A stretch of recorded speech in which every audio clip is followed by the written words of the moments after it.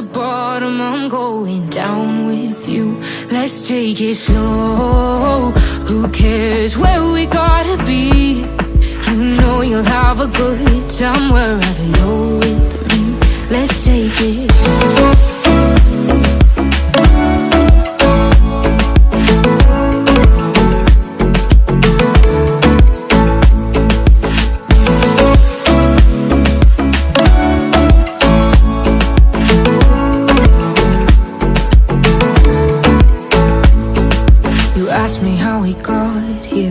You don't know how. You say we're taking on water, yeah, we're sinking now.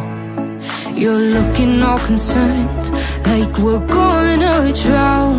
But we both know how to swim, no worries, let's flow for now. Let's take it slow. Where you go, I go too. And if you hit the bottom, I'm going down with you. Let's take it slow. Who cares where we gotta be? You know you'll have a good time wherever you're with me. Let's take it.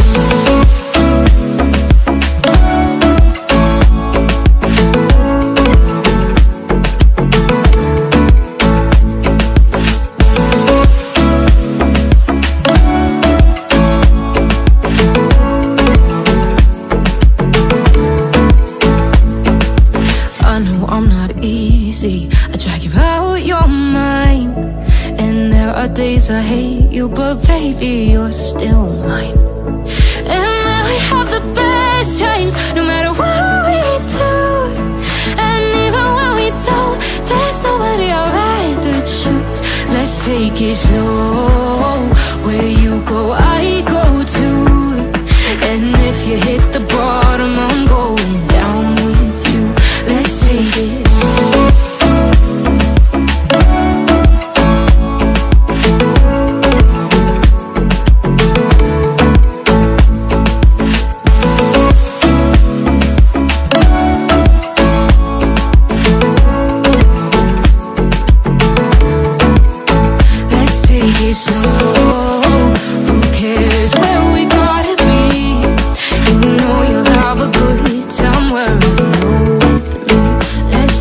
Slow, where you go, I go too. And if you hit the bottom, I'm going down with you. Let's take it slow. Who cares where we gotta be? You know you'll have a good time wherever you're with me.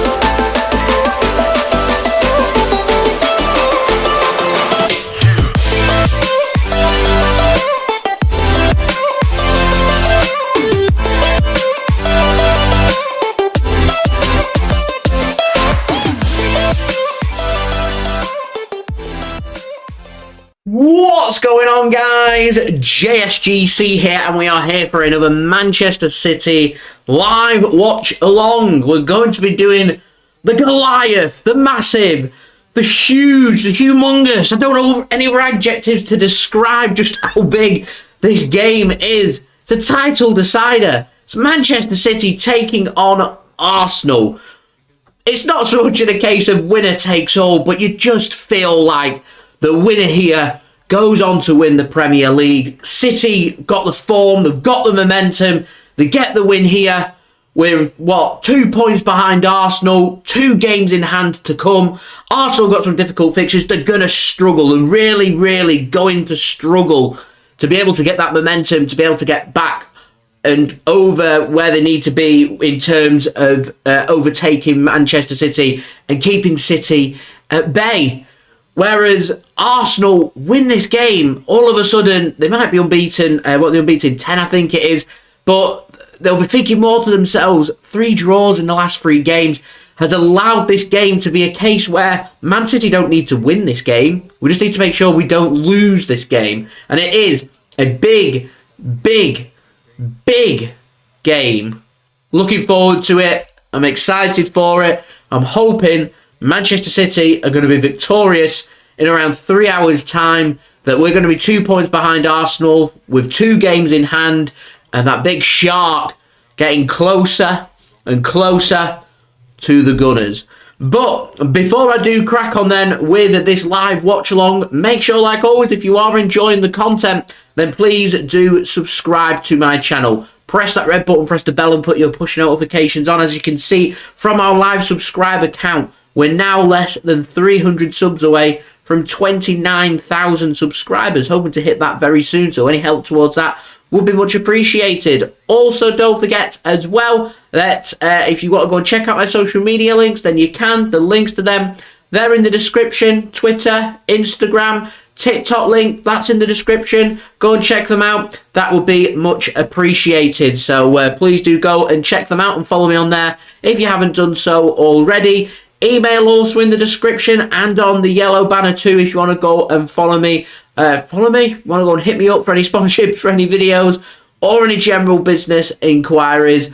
Also, don't forget as well to leave a thumbs up. We're already on to 18 likes. It's a biggie. 100 likes, you know the rules. Let's make it happen. 82 to go. So any help towards that would be much appreciated. Also, don't forget to go and check out today's video sponsor, BetMate. Links and details, they're in the description. They've got a pot that's available for the next 45 minutes or so for you to go and check out. The teams are out, so we're going to do very soon. I'm going to go through the teams and I'll go through the BetMate. But let me speak more about BetMate and tell you what BetMate is. And if you're interested, you can go and check it out. So first and foremost, BetMate, it is an app that you can go and check out, and it's free to download. Links in the description. It is available to anybody in the UK only. That's because of gambling rules and gambling laws here in the UK.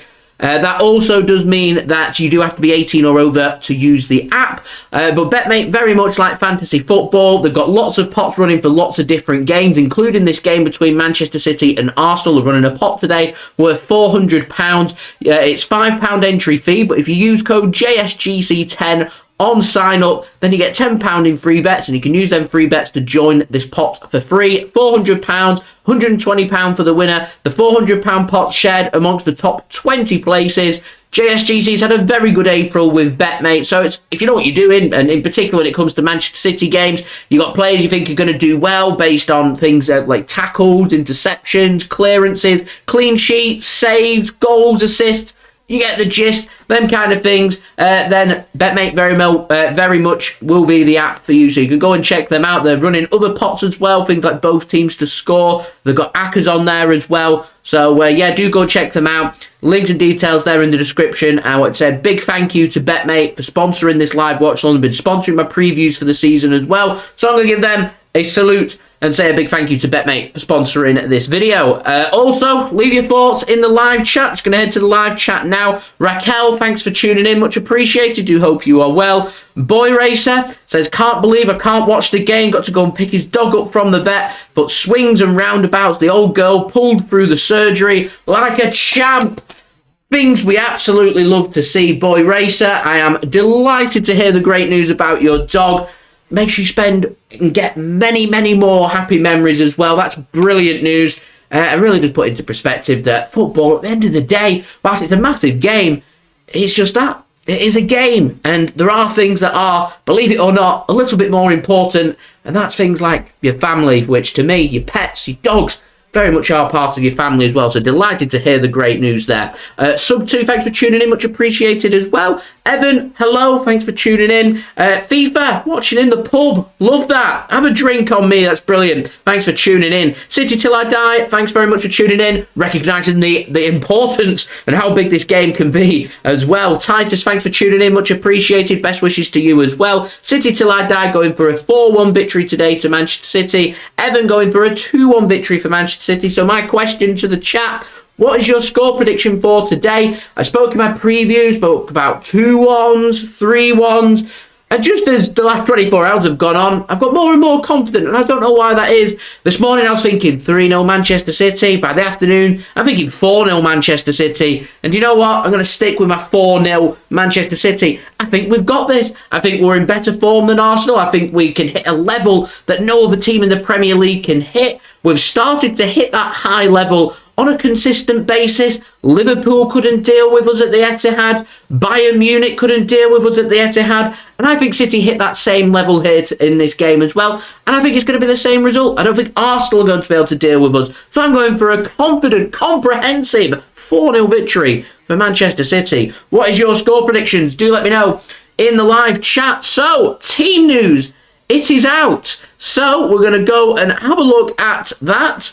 And we're going to rotate my BetMate team live as well, based on who does start in this game. Just having a look at the Premier League. You've got an early game taking place in 16 minutes. Nottingham Forest taking on Brighton and Hove Albion. You've got a couple of games kicking off at 7:45 as well, including West Ham taking on Liverpool down in East London and Chelsea taking on Brentford in a little West London derby. And you've got the big game, Manchester City taking on Arsenal at 8 p.m. Also going to be keeping an eye on the Championship. Sheffield United, the team that City beat in the FA Cup semi-final at the weekend, they're taking on West Bromwich Albion at home. Sheffield United, I think they need a win today. Will seal promotion back to the Premier League, so wishing them the very best of luck as well. Just looking around the ground, you've got a Women's Championship game taking place. We've got football in Spain, in La Liga.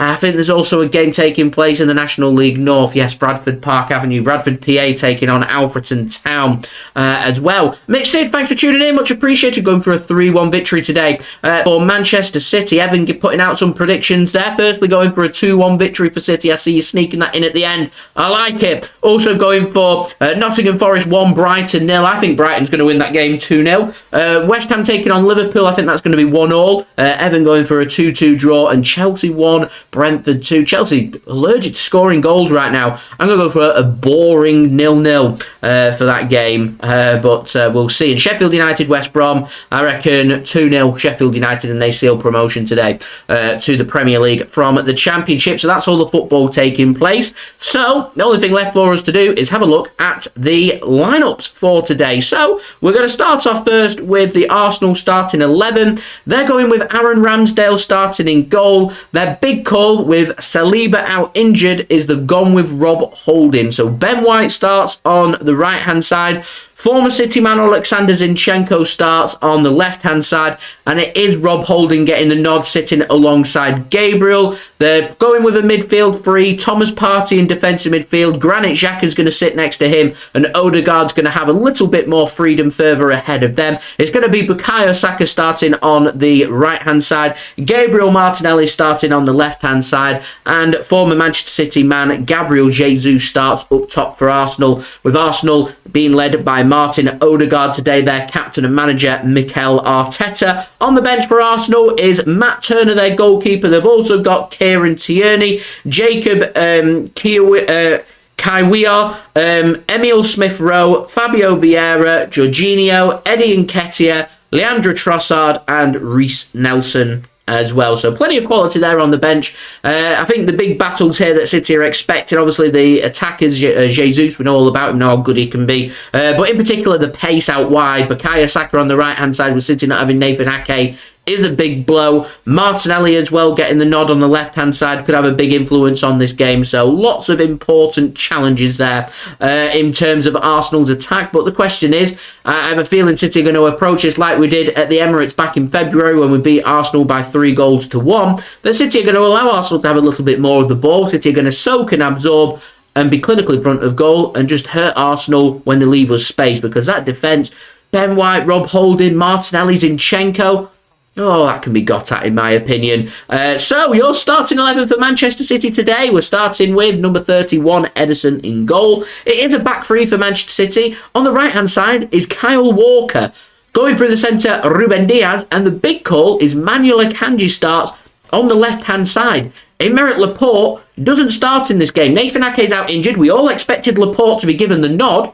He didn't do anything wrong against Sheffield United at Wembley and doesn't start here in this game. Akanji gets the nod instead on the left-hand side with Kyle Walker starting. I presume that's down to pace and not Aymeric Laporte. I don't know if that's down to Pep Guardiola not trusting Aymeric Laporte, but let's not forget we've not really seen too much of Aymeric Laporte since he got ripped to shreds in our away match against Nottingham Forest, and since then City just seem to be losing a little bit of trust and a little bit of faith in Aymeric Laporte, who is a fantastic player with a potential hamstring injury to Nathan Ake. We've not had a diagnosis on just how long he's going to be out for. That's a big call. I don't know if that's a lack of trust or City just preferring other players.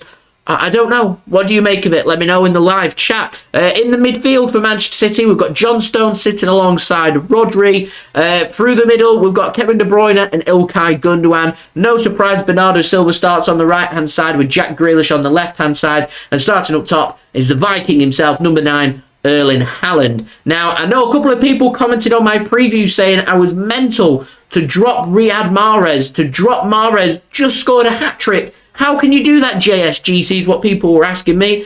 And I said to them, it's not so much what I do, because I'm not the manager, but it's more what Pep Guardiola is going to do. And what Man City have right now is a really good recipe of a team. We've got a team that, in my opinion, once Nathan Ake comes back, goes into that starting 11 in place of Kyle Walker. Akanji goes to that right-hand side. Ake slots in at the left-hand side. And that, to me, is Man City's strongest 11. That 11 beats Real Madrid, in my opinion. That 11 wins the Premier League. That 11 wins the FA Cup for Man City against Manchester United on June 3rd, in my opinion. That is a very strong team. And unfortunately for Riyad Mahrez, for how good he is, can't get into that team because that team just clicks. It works. It works really well. Riyad Mahrez is a brilliant player. He's a player that if things aren't working today, 55 minutes in, I bring him on if it's not working. But Bernardo Silva, he can just make things happen. His work rate, he can defend, he can stretch a team, he's got the skills to pay the bills. He's just a phenomenal player. And he's one of the first names on the team sheet. So the question has to be, does he go out wide or does he go through the middle? If he goes through the middle, you have to drop one of Stones, Rodri, De Bruyne or Gundogan. And it's just that, the depth, the squad that City have got, it's just so damn good. So, to me, I think if I'm Arsenal, I'm looking at that. I'd be scared of that attack. I'd be looking at the defence and I'd be thinking, Akanji instead of Laporte. No Nathan Ake. Bukayo Saka must be rubbing his hands. But Akanji did a wonderful job on the right-hand side when we took on Bayern Munich and dealing with the likes of Leroy Sané and Kingsley Coman. So I don't think Bukayo Saka scares Manuel Akanji that much. And a big nod here for Kyle Walker. Obviously, his pace could be very useful going up against Martinelli. A big call there for Kyle Walker. Can he distribute? Can he get the ball to John Stones? I wouldn't rule out John Stones. Potentially, there's been a back four. Akanji at left back, maybe. I don't know. Is Pep going to throw out a surprise? A Bernardo Silva at left back, potentially? Put John Stones at right back and Diaz sits alongside Akanji and Walker gets more freedom on that right-hand side?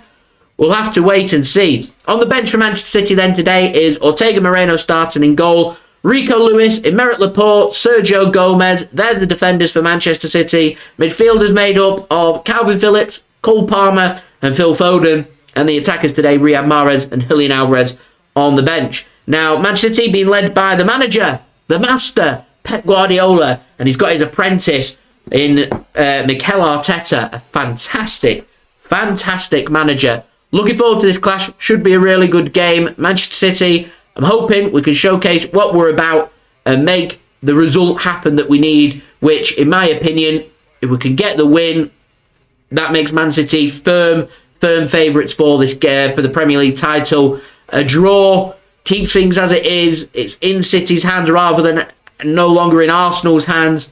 Arsenal can win this. They can get that momentum turned back towards them. And all of a sudden, these difficult games that they've got coming up, all of a sudden don't look as difficult once they've got the most difficult of them all out the way with an away game against Manchester City. So, there we go. So, like I said, I'm on to today's video sponsor, BetMate. Go and check them out. Links and details there in the description and also in the live chat. I've got Ramsdale in goal. Stones and Diaz are my two defenders. They both start, so they stay. Bernardo and De Bruyne, they're both starting. They stay. And Grealish and Haaland both start. They stay as well. I've got Turner, Gabriel, Odegaard and Saka on the bench. I know Turner's not starting, but I put Turner in ahead of Ederson, mainly because I don't want to waste a position on the bench for Manchester City, so I've just put Arsenal's backup keeper. I don't want to waste a City pick, so I couldn't go with Ederson or Ortega-Moreno, so I went with Arsenal's backup who's on the bench, which is Turner. So that's my team. If you want to come and challenge me on BetMate, lots of fun to be had. Go check it out. Free app to download, links in the description. Remember, use code JSGC10 on sign up, get £10 in free bets, and you can join the pot for free. Loads of pots to check out. Thank you very much to BetMate for sponsoring today's video. So, heading back to the live chat. So, just having a look there. So, Mixed Sid been requested for some champagne cocktails. Champagne cocktails. One game at a time. Need to get past Real Madrid, Mixed. That's where my thinking's at, pretty much, if I'm completely honest. Speaking about scampi in the chat, I like it. Do love some good scampi. Here on the JSGC channel. Daniel, thanks for tuning in. Much appreciated. Hoping Arsenal are going to bottle it tonight and crumble in the title race. That'd be nice. Got some difficult games coming up as well. Arsenal, so anything can happen. I think they've got a difficult 4 games coming up. They've got Newcastle away from home. They've got a home match coming up against Chelsea. A home match coming up against Brighton. An away match against Nottingham Forest. It's not easy. I think it's Chelsea that's up next for them, who could well be led by new manager Mauricio Pochettino, if the rumours are to be believed. So, new manager syndrome coming in there. That'd be good if he could be in place for that game, and it just gives Arsenal something else to think about. So if City could pick up the win here, then that would be absolutely brilliant. The Creator, thanks for tuning in, going for a 4-2 victory today for Manchester City. City till I die, I agree. We could do with a Haaland hat-trick. A hat-trick will make him the all-time Premier League top goal scorer in one season. 34 goals is the record, which is joint by Alan Shearer and Andy Cole. In a 38-game season, the record is currently held by Haaland this season and Salah as well. So if Haaland scores 1 goal, he breaks that record rather than just matching it. So there's some things to go at. I think De Bruyne and Haaland have one goal contribution away from breaking the Premier League goal contribution between 2 players. And I think Kevin De Bruyne is 5 assists away from breaking or matching his own record of 20 assists in a season. And as I said, the importance of City keeping De Bruyne and Haaland fit is very important, and the fact that we've got so many big games coming up between now and the end of the season, it's going to be difficult, but we'll see. Mario, thanks for tuning in. What do I think of the City team? I'm happy with it. I'm surprised Laporte doesn't get given the nod. That's an interesting one. But I'm happy with it. We've got no Nathan Ake. We have to deal with that situation, and we need to show up, turn up, and make sure we're putting a good performance here. And if we can hit the level that we're hitting against Bayern Munich and against Liverpool, if we can match that again here, then I'm confident Man City go on to win this game. Alex, thanks for tuning in, much appreciated. David as well, thanks for tuning in, much appreciated. FIFA saying not rating Akanji. I think Akanji, since we've gone to the back 3, has been very useful for City. There's been areas of development needed for him. There's been other times where he's been absolutely exceptional for Manchester City. And the fact that he's versatile, he's willing to start on the right-hand side through the centre and now on the left-hand side tells me that Pep Guardiola trusts Manuel Akanji, and Pep Guardiola is all about distribution. He's all about defence and keeping clean sheets, regardless of you thinking it's all about possession-based attacking football. It's not. It's all about build-up play. And the first rule of when it comes to build-up play is making sure your defenders and your goalkeeper are comfortable with the ball and that they're at a point that they're defensively sound whilst also capable of keeping the important clean sheets as well. Akanji's helped with that, so I'm very happy with the performance of Manuel Akanji. I hope he's going to put in another good game here today. And put another thing onto his CV here. He's currently pocketed the likes of Kingsley Coman, Leroy Sané. He's got the chance to pocket Bukayo Saka, all in a week as well. So Manchester City, we have already won 2 games in our big week. It's sent us, well, I say won, we drew against Bayern, but it sent us through to the Champions League semi-final and set up a 2-leg date with Real Madrid. We then went to Wembley on Saturday. We won that game and set up a Manchester derby date on June 3rd for the FA Cup final, which is a Saturday 3 p.m. kickoff. So thumbs up from me. Very happy with that. And it does mean now we've got the third and final big game of the last 7 days. Our Premier League match where if we win this, I think Man City are in a position where we could well go on to win the Premier League. It certainly puts us in a very good position, 2 points behind with 2 games in hand. And the fact of the matter is Arsenal want to be winning the Premier League. You can't afford to, against your closest rivals, to be losing twice and giving them 6 points. But there we go. John, hello, thanks for tuning in, much appreciated. Yeah, things going very well here on the JSGC channel. Things will be even better by 10 p.m. tonight, I'm hoping, if Man City do win this game. So looking forward to it. Should be a really good game. So I've got some pre-match entertainment for you guys to enjoy. It is my preview from yesterday, giving all of my thoughts in the build-up to this game. So sit back, relax, whilst I just go and get the final things prepped up and we'll have our countdown to kick off. What's going on, guys? JSGC here, and we are here for another Manchester City video. Today we're going to be doing the preview of Manchester City's game against Arsenal, the title decider. It's here, City against Arsenal, second v first.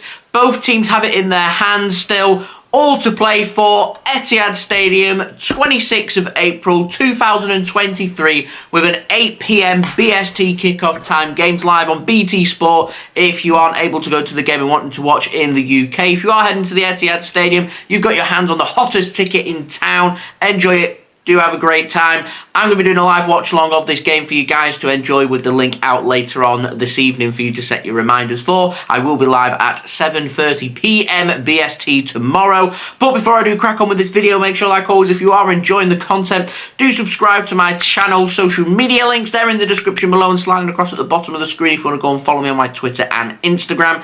Email also in the description too if you want to hit me up for any sponsorships for any videos or any general business inquiries. TikTok link also in the description if you want to go and follow me on there. Leave a thumbs up, 100 likes is the aim, and do let me know your thoughts in the comments below, including your score and team prediction for this game. Finally, I want to say a big thank you to today's video sponsor, BetMate, running another pot, £400 pot, £5 entry fee. Remember to download the app using my link in the description. It is a free app to download. If you use code JSGC10 on sign up, you'll get £10 in free bets and you can join this pot for free. It's paying up to the top 20 places with £120 for the winner. Lovely jubbly. Now, BetMate is much like fantasy football. You're going to get points for things like goals, assists, saves, clean sheets, interceptions, tackles, etc, etc. It is a lot of fun, so do go and check that out. They've got pots running, not just for this game, but other games as well, and they've also got new games out, including ACCAs and both teams to score. Normal rules do apply for this pot.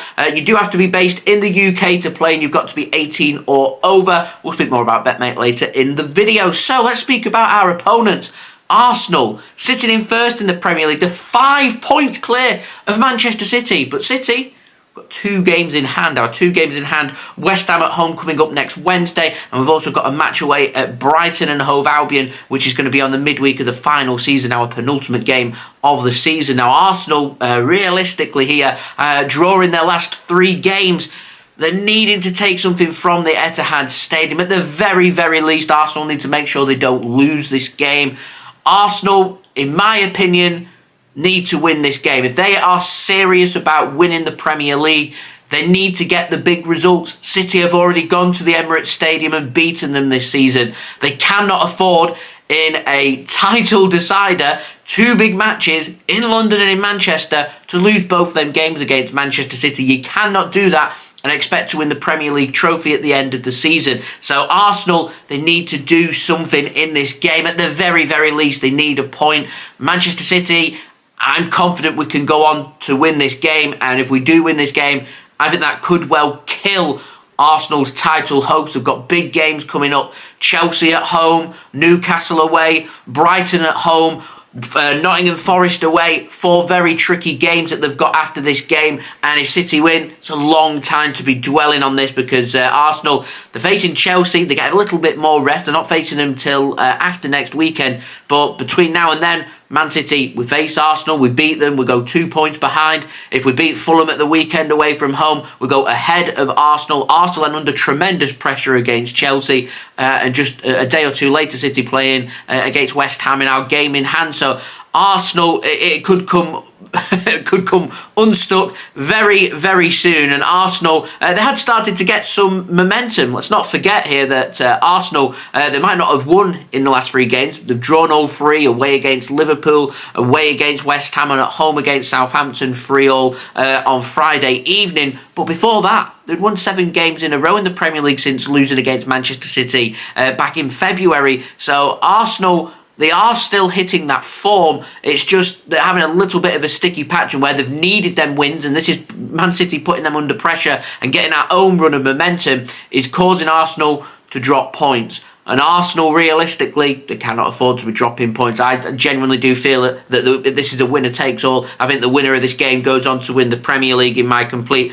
honest opinion. Now, Arsenal, as I said, problem is Man City, they're finding form. We drew away against Nottingham Forest the weekend after beating Arsenal, but we then followed that by playing 6 Premier League games and winning all of them. We've won 12 out of 13 games in all competitions. The only time we've not won is a 1-1 draw in Munich to send us through to the Champions League semi-final. It sets up 2 massive games now against Real Madrid for Manchester City to come. We've also got an FA Cup final coming up and the potential of a Champions League final as well. So we've got lots of big games coming up where Arsenal hope that Man City will get tired or distracted, but at the moment it hasn't happened, and all focus right now for City is on Arsenal, and Arsenal here need to play a very, very good game. Now, Arsenal are going to be without Saliba, their centre-back, so I think they're just going to go for a straight swap. I think it's Holding that's going to come in and play alongside Gabriel. It's going to be White playing at right-back and Zinchenko at left-back. We could see Tierney potentially starting at left-back and Zinchenko moving into the middle,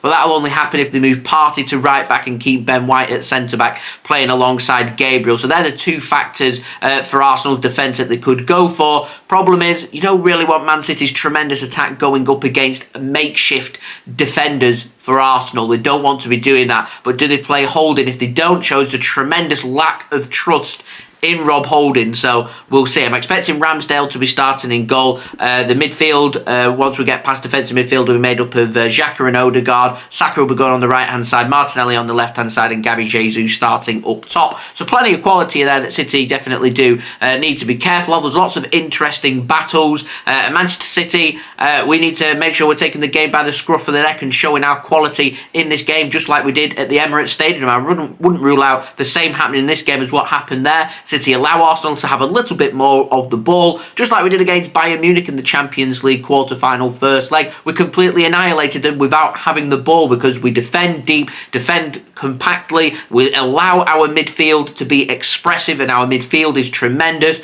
The work rate of the midfield and the attackers is second to none, and Manchester City create them opportunities, and most importantly, clinical in front of goal. It's why we won at the Emirates. It's why we've knocked Bayern Munich out of the Champions League. It's why we're in the FA Cup. Manchester City really getting through their stride, and it's going to be very difficult here for Arsenal to take anything away from the Etihad Stadium. They're going to need players like Odegaard to be on top form, Jesus firing in front of goal, Xhaka, Partey taking the game by the scruff of the neck. Can they get a hold of the likes of Bernardo Silva, Ilkay Gundogan and Kevin De Bruyne at the same time and isolate them away from the game? Teams over the last 2 months haven't really found an answer for Manchester City, and this push between now and the end of the season, we see it with City, it's robotic. It happens near enough every single season. City just go and go and go and go and go, and it's absolutely relentless. It's a difficult team to stop once they're in form, and Manchester City are in form. And as I said, Arsenal, if they want to win the Premier League, They need to stop us. They need to beat us. Now, moving on to my team prediction for today. I'm going to pop up my team prediction. Ederson, I think, starts in goal. Akanji, Dias, Laporte. Ake's out, so I don't think he's going to be starting in this game. So it will be Laporte in a straight swap. Stones, Rodri, Gundogan, De Bruyne, Bernardo Silva out wide, Jack Grealish on the left, and Erling Haaland going through the middle. Very strong team. Only one change from the team that did the business on Bayern Munich over 2 legs there, and that is Laporte coming in for Nathan Ake. And I think that's going to be the area that Bukayo Saka is going to try and target to try and get some success. Laporte has been a little bit hit and miss for City so far this season, but these final pushes towards the end of the season, it's normally where we see the very best out of Aymeric Laporte. So he needs to turn up, show up and have a big game. If he does, I'm confident City will win this game and Arsenal won't have any success. It'd be great to have Nathan Ake there because he's pocketed Saka twice this season, both in the Premier League at the Emirates Stadium and also in the FA Cup as well. But unfortunately not to be, it's going to be Laporte as well. So that's a big battle coming up there for this game. Also, I think Mahrez unlucky to miss out, scoring a hat-trick in the FA Cup against Sheffield United. I don't see Bernardo Silva not starting in this game. We could move him into a more defensive position. It means one of Gundogan or Stones does miss out. And I don't think City, with how good Arsenal can be, are going to do that. I think City are going to set up very tight and compact. At the end of the day, if it's a draw, it's not the end of the world for both teams here. Man City have the 2 games in hand to go at. It's very much into our hands. So Arsenal, they want to keep it in their hands and out of Manchester City's hands, need to win this game. But the pressure and the stakes are getting higher and higher and higher.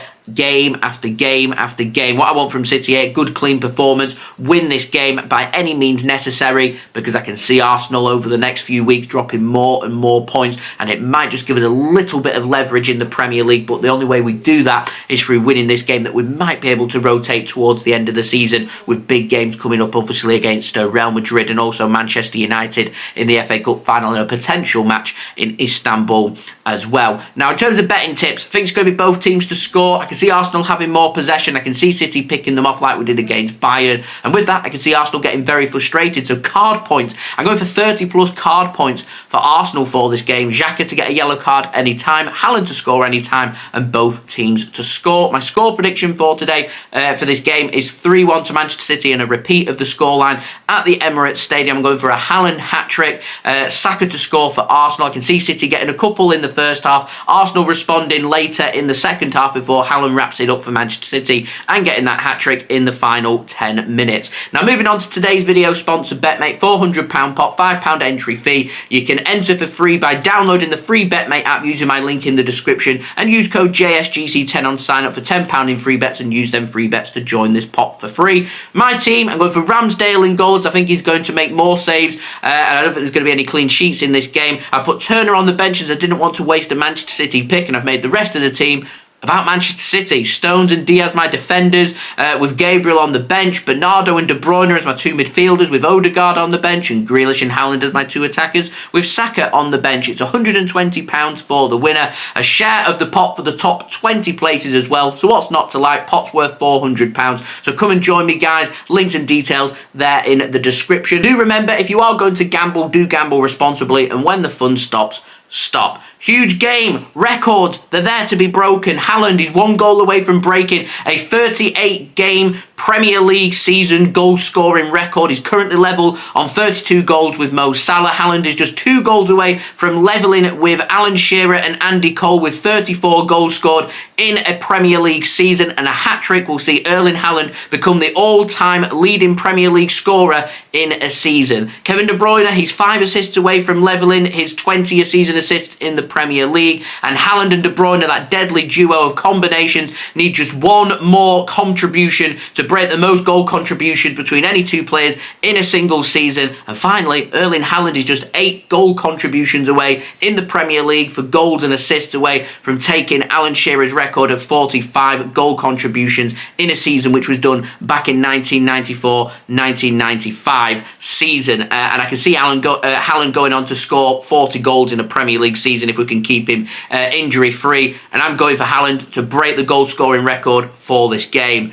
Outstanding. Arsenal, how on earth do you stop the Viking. So there we go. That has been the video. Thank you for watching. Much appreciated. Leave a thumbs up. That would be great. Aiming for 100 likes. So any help towards that would be much appreciated. Also, don't forget as well to leave your thoughts in the comments below, including your score and team prediction for this game. Subscribe if you're new around here. Press that red button. Press the bell and put your push notifications on. We'll be live tomorrow with a live stream watch along of this game. Link out later on tonight for you to set your reminders for. Also, don't forget as well, social media links. They're in the description below and sliding across at the bottom of the screen if you want to go and follow me on my Twitter and Instagram. Email also in the description too if you want to hit me up for any sponsorships for any videos or any general business inquiries. And finally, thank you to BetMate for sponsoring today's video. You can go and check them out. Links and details, they're in the description. And I'll see you all again tomorrow for the live watch along of this game. Huge Premier League title decider.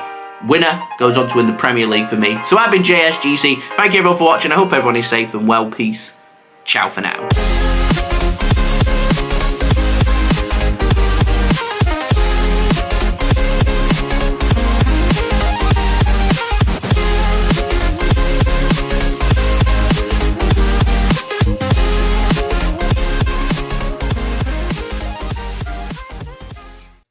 Fantastic. We're now just 17 minutes away from kickoff here for this massive Premier League game. Doesn't get any bigger, does it? First place of Arsenal visiting second place of Manchester City. Both teams right now have it in their hands. And after this game, it's strange because only one of them teams are going to have it in their hands. Whereas right now, both teams have, and anything can happen. So it should be a good game of football. This one's going to be very nip and tuck.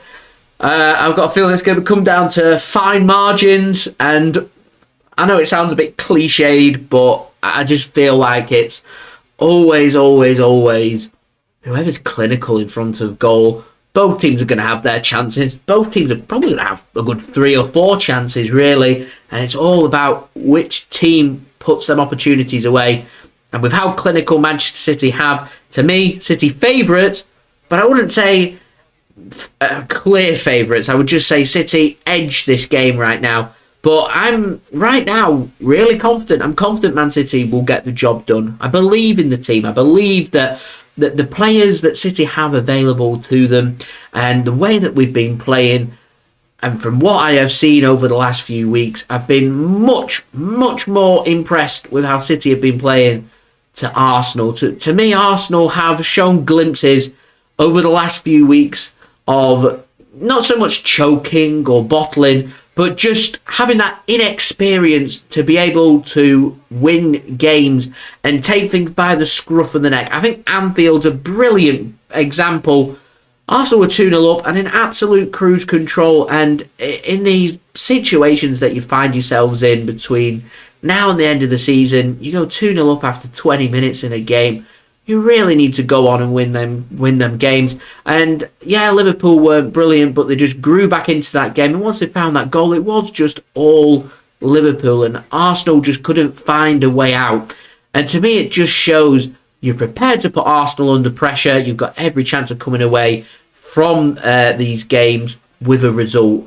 Bournemouth nearly did it. Southampton managed to do it. Southampton very unlucky not to come away with a victory at the Emirates Stadium last week. We've obviously seen Liverpool take points off Arsenal. We've seen West Ham take points off Arsenal. And all these teams showed no fear and were willing to attack Arsenal. I think they blew another 2-0 lead against West Ham as well. So it's mind-blowing that Arsenal are very good at getting into positions, and they're also very good at getting out of these positions as well. And all of a sudden, City have just been playing catch-up. And we're at a point now in the season where you just feel like this is Man City's point of the season, where City just really come into their own and showcase what they can do. If you say to me, City need to go on and win the last 10 games to win the league, Man City can do that. They've done it before, and they can do it again. And that's exactly the same as what's happening here, in my opinion. Man City are showcasing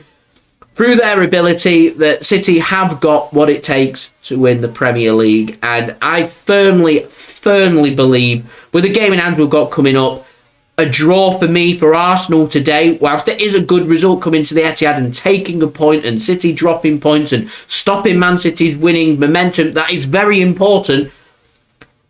Arsenal want to be in the best position possible to win the Premier League, and the only way they do that is winning this game. If they don't come away from this game with that victory, with City's game in hands, it goes into City's hands, not Arsenal's hands. If Arsenal don't win this game, I could just see City going from strength to strength. So, to me, I think this is a must-not-lose game for City. I think this is a must-win game for Arsenal from my point of view. I want Man City to put Arsenal to the sword. I want City to end this 10-game unbeaten Premier League run that Arsenal are on. They've dropped points in their last 3 games, drawing all 3 of them against Liverpool, West Ham and Southampton. And I want Man City to continue that momentum, beat Arsenal here, and then have a big headache, because they've had the game moved to next Tuesday. Arsenal don't play for another 6 days, and everyone was commenting, saying they're not happy about this, they're not happy about the direction that things are heading in, they're not happy that Arsenal get extra rest on Manchester City. And I was just thinking to myself, I'd rather City go first. I'd rather City just got the points and put Arsenal under pressure.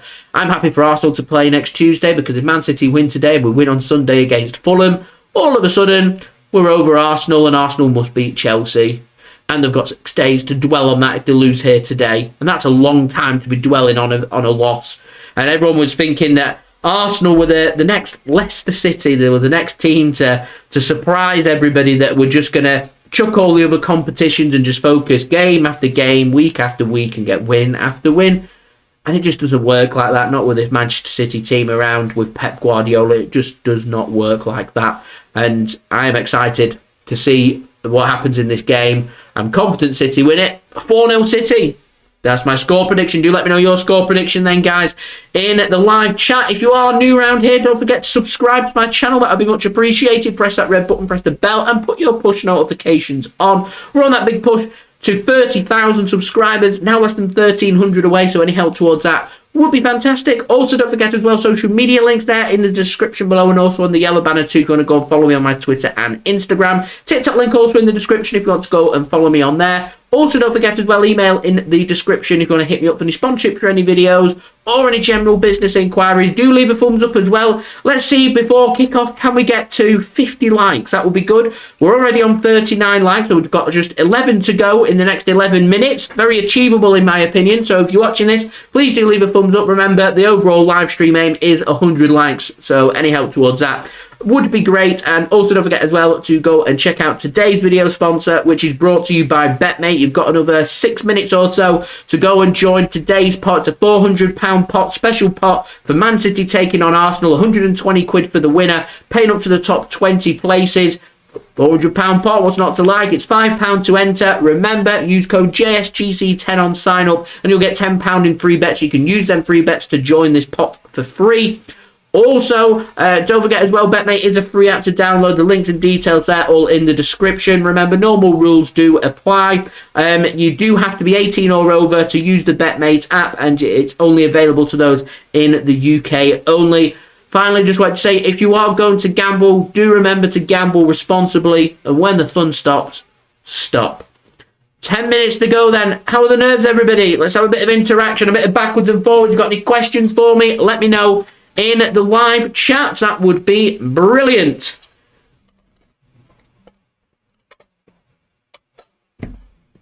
Sub 2 reckons City will be tearing Cockneys apart again. Got to love it.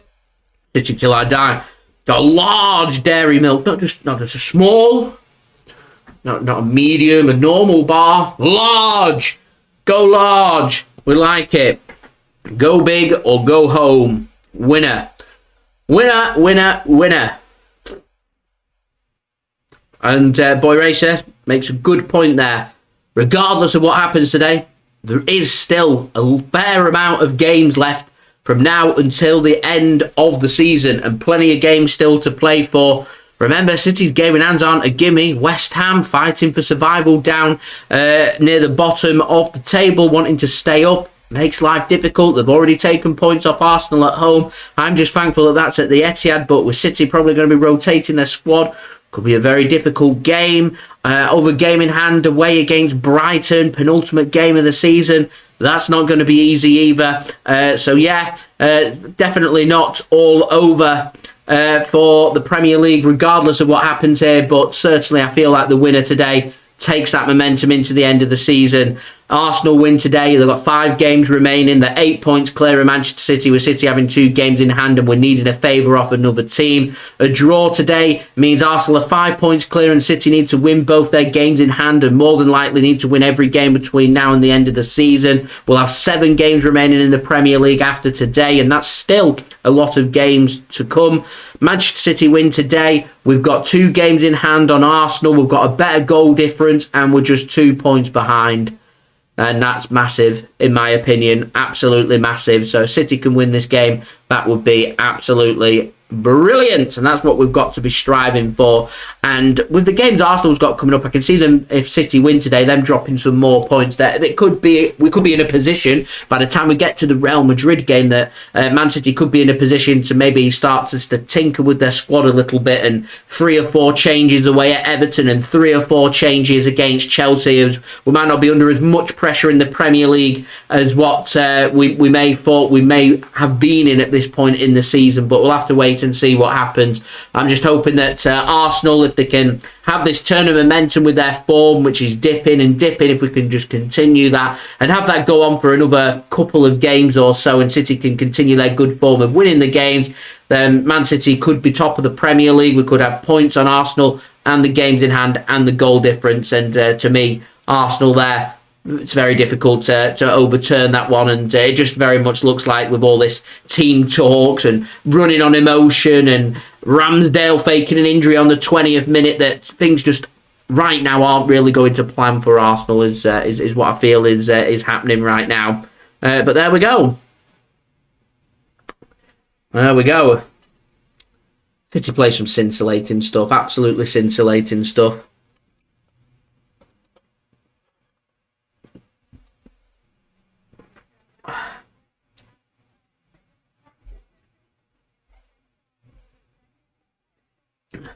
The Etihad then looks ready to go. We are going to get a big banner of "Follow You Everywhere" that's going to be coming down. Looks like it's just getting prepared by Manchester City now and getting brought down. It's a massive display, this. Absolutely massive display.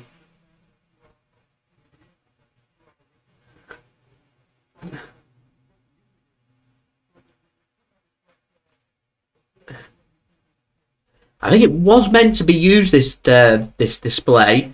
Was meant to be used for City's match against Bayern Munich.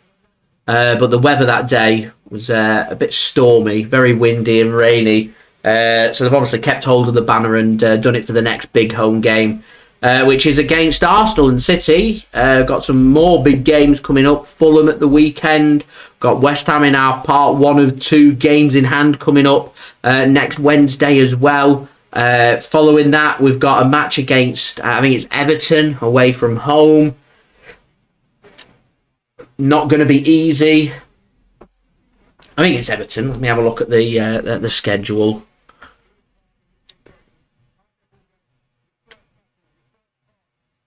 Sorry, it's Leeds United at home. So it's Fulham away, West Ham at home, Leeds at home, Real Madrid away, Everton away, Real Madrid at home, Chelsea at home, Brighton away, then Brentford, final Premier League game of the season, away, and then a week off, and then we've got the FA Cup final against Man United on Saturday the 3rd of June, and the following week we've got the Champions League final, should Manchester City reach there.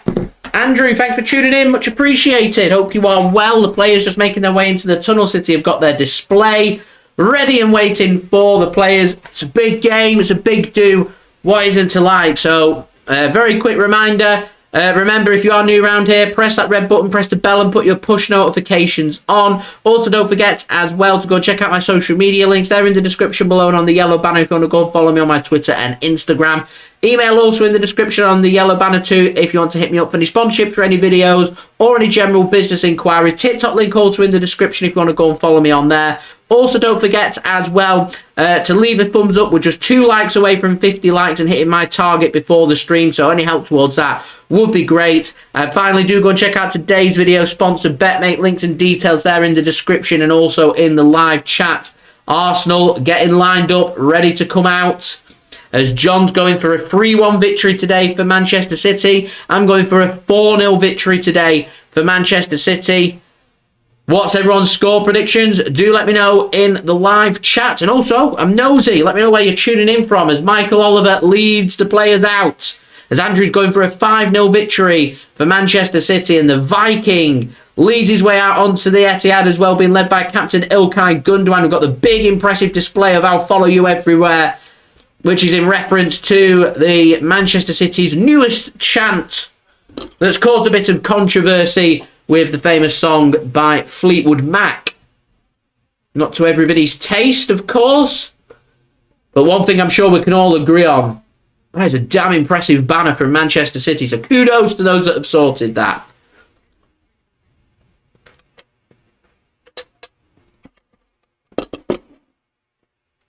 Seamus, thanks for tuning in, much appreciated. Get the beers out. I like the sound of that. Andrew reckons some Haaland and Foden magic. Foden, of course, not starting today for Manchester City. City till I die. Tuning in from Afghanistan has been now just 1 like away from 50 likes.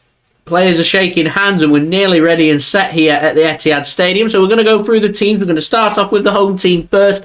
Manchester City starting with Ederson in goal. It's a back three made up of Kyle Walker, Ruben Dias and Manuel Akanji coming in place of Aymeric Laporte on that left-hand side. Laporte on the bench for Manchester City today. John Stones, Rodri, Gundogan and De Bruyne is Manchester City's midfield. Bernardo Silva on the right wing, Jack Grealish on the left wing and Erling Haaland going through the middle up top for Manchester City. Our opponents, Arsenal today, being led by Captain Martin Odegaard and their manager Mikel Arteta, starting with Aaron Ramsdale in goal. They're going what looks like a flat back four. It's Ben White going in at right back and Oleksandr Zinchenko going in at left back, with Rob Holding partnering Gabriel in place of the injured Saliba. It's a midfield three made up of Thomas Partey and Granit Xhaka going through defensive midfield, you feel, with Martin Odegaard that's going further ahead of them. It's Bukayo Saka starting on the right wing, Gabriel Martinelli starting on the left wing, and former City man Gabriel Jesus starts up top. It's the first time I think Jesus has started against us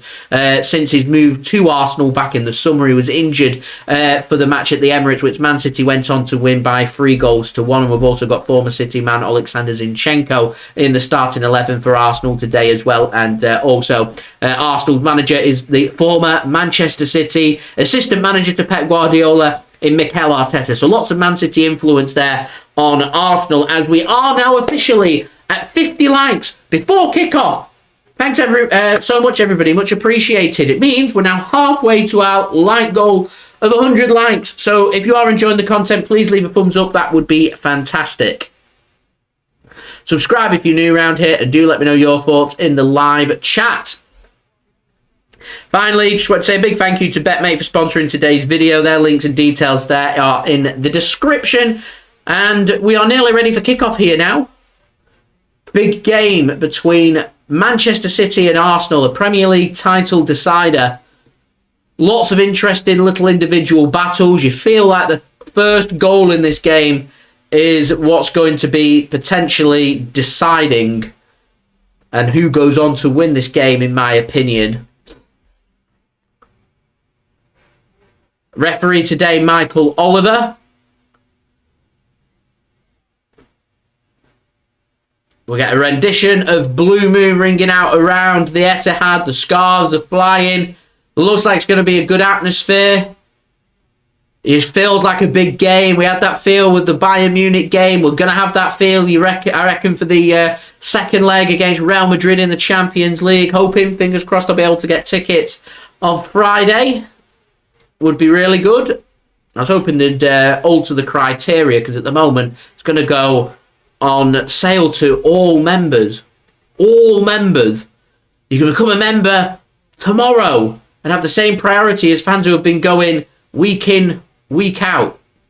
I'm amazed by that from the club, particularly when they didn't do it for the Bayern Munich game. There's a previous purchase history and be a member from a certain date, but there we go. Still time for them to change it, in my opinion.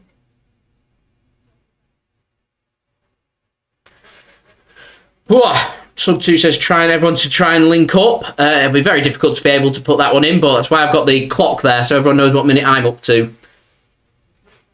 Shouldn't be any delay or lag. All being well. Andy and Alison, thanks for tuning in from York in Yorkshire. Much appreciated. And welcome once more. Hope you are well. So into the first minute here, Ederson just takes a touch here and gives a pass to Ruben Dias. He's going to send it long. Arsenal coming out, flying out the blocks, high energy, trying to put City under some early pressure. Try and rush the game. Man City don't look too bothered by it, if I'm completely honest. As Gundogan takes the ball from Ruben Dias once more as they exchange a couple of 1-2s. Here's Diaz now with the ball, gives it back to Ilkay Gundogan. He can pivot and he can burst forward here. And Haaland looked like he was going to make the run and he didn't. And Gundogan's bursts forward and finds a pass into Jack Grealish. And now we're in the penalty area. De Bruyne tries to play one across and City are convinced with a handball. 3 players appeal there. Referee says no. Manchester City asking for an early penalty. I have to see a replay of that one. I imagine VAR will be having a look at it. We know what the VAR's like in the Premier League, though. They don't like overturning anything, even if it's distinctly very obvious, as Gundogan gives a pass to Erling Haaland and Jack Grealish squares the ball across and it floats out and De Bruyne goes down and gives a free kick. City can't believe it. They were convinced that they should have had a penalty for handball. De Bruyne is convinced he should have had a penalty there when he was trying to put a shot away to put Manchester City ahead there and give us an early lead. And the referee says it's a free kick against City.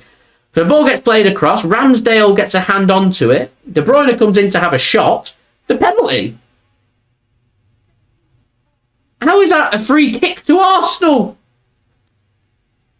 Plays De Bruyne, kicks in, Partey just puts himself in the way. Doesn't get the ball, blocks De Bruyne from having the shot. Awful officiating. Absolutely awful.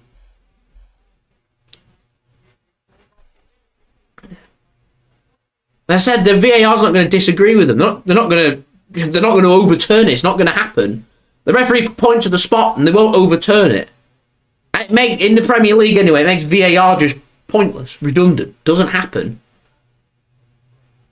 That should have been a penalty for me, for Manchester City. What will annoy me most about this, though, is there might be some dubious ones later in the game, maybe. And it might go for Arsenal in the City penalty area. And what annoys me is the referees at some point will say, actually, yeah, I feel like it's a penalty. And it's just inconsistent how you can say something's a penalty for one team and not another. The crowd's well up for this one. City are well up for this one. Feel hard done by not having a penalty. I'd like to see a replay of the handball. I was more intrigued about that. When there's 3 players around that ball all appealing for handball, normally tells me one thing. I've not seen a replay of it since. I think that'd be very interesting. So Arsenal having the squeeze put onto them early on. Andrew, spot on, inconsistent. It's poor. Here's Bukayo Saka, finds the pass into the channel. Looked miles offside there, and the flag never goes up, and Saka's in here, squares the ball across, and Kyle Walker comes across to clear the danger, and a throw-in given to Arsenal.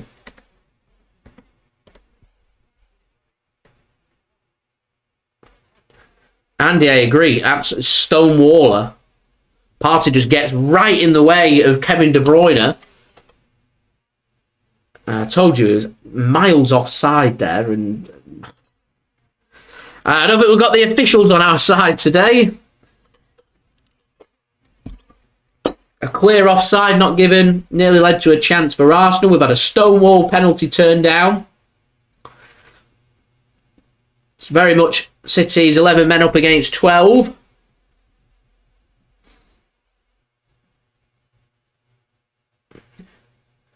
Diane Abbott, hasn't she been suspended as an MP?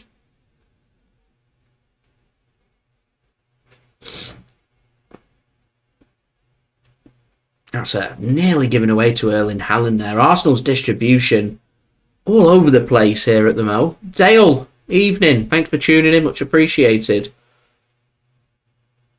As I didn't know West Ham had gone ahead at the London Stadium, but Liverpool have just found an equaliser through Cody Gakpo, so that is 1-1 in East London.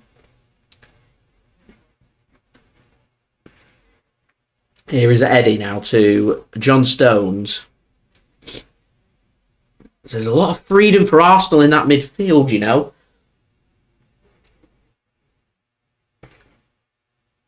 Arsenal's press being squeezed onto City, so they're forced to send it long to Haaland, who takes a lovely touch, finds a good pass to De Bruyne. I thought he was going to play the pass. He doesn't. He has the shot and the goal. Early goal for Manchester City, and it's Kevin De Bruyne. Have it, Arsenal. Have it. KDB puts Manchester City ahead.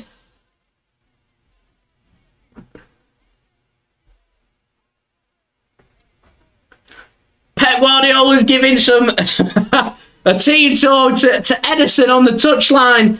Arsenal looking to rally the troops. I said it was so important for the early opening goal. Both teams were really gunning for that opening goal because they knew the importance of it. And it's De Bruyne.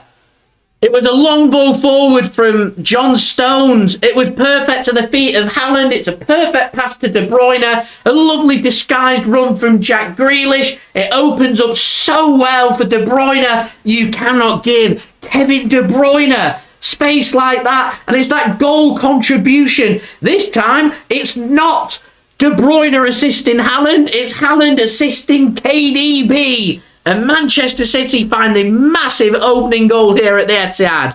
City lead by 1-0. Whoo! Beautifully tucked away to the goalkeeper's left-hand side. But how far out? We're looking at about 22, 23 yards. I think Aaron Ramsdale might be a little bit disappointed that sneaks past him. It's low. Does he expect it? I think that's what De Bruyne is going for. 2 touches, run into space and have the shot. And I said it's all about being clinical. And what City need to do now is make sure they keep pushing and keep going. Keith, thank you very much for that.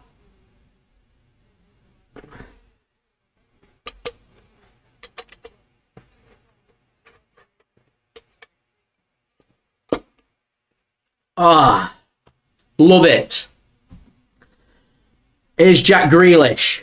Goes down under a challenge, wants a free kick. Referee says, no, we're not getting anything off the officials today, are we? Nothing. But there's nothing the officials can do about that perfectly good goal from Manchester City. As Zinchenko's in here. Now that's well dealt with by a combination of Kyle Walker and Bernardo Silva. And the offside flag eventually does go up. And there was work there for City's defenders to do. This is a very open game of football. A very open game. Don't forget, leave a thumbs up. We're now 40 likes away from 100 likes. Any help towards that would be much appreciated. Subscribe if you're new around here. Press that red button, press the bell and put your push notifications on. And also don't forget as well to go and check out today's video sponsor, BetMate. Links and details. They're in the description and also in the live chat. City aren't letting Arsenal settle. Here's Zinchenko, poor pass. And it takes a deflection off the knee of Rodri and out for a goal kick to Arsenal. City putting the squeeze on. Rob Holding struggling up against Erling Haaland. He's been wrestling him all game.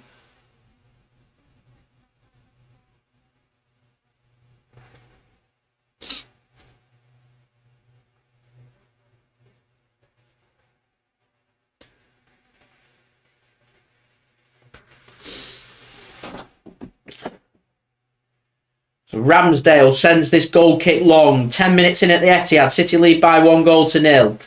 Header won by Stones. Mopped up well by Manchester City. Second ball won by Arsenal, and they can play the pass and have a bit of possession. City got everyone behind the ball at the moment inside their own half. Ball gets played out to the Arsenal right-hand side. Bukayo Saka now has the ball to Ben White. Can't find the pass to Odegaard. Here's Jack Grealish for Manchester City. He turns. And that's a brilliant run from Jack Grealish. Plays the pass to Haaland. De Bruyne now. Plays the pass into Haaland. Haaland's not looking up.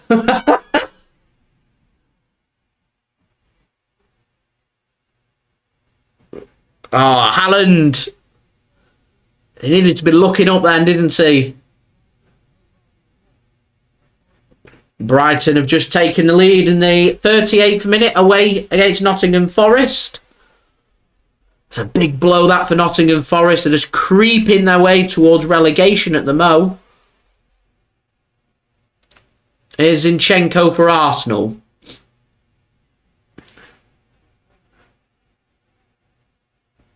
And slipped by Arsenal, and here's De Bruyne. Passes it out. Why is he giving it to an Arsenal player instead of putting it out of play? Pep Guardiola's fuming. Is he fuming at KDB there? It's just coming together with Bernardo Silva's knee in the back of Xhaka's leg. De Bruyne, I think Pep Guardiola's fuming at... Is he fuming at De Bruyne? Was a free kick given there? He's angry at something. It looks very animated, Pep. We're ahead, Pep. Sit back and relax. Here is Gabriel to Oleksandr Zinchenko. I think City just need to keep pushing and get that second. I think it's what City need to do for me. Here is Thomas Partey now to Ben White.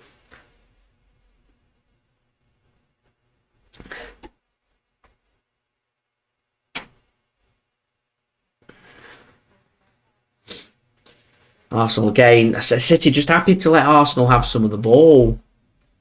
They're not fussed.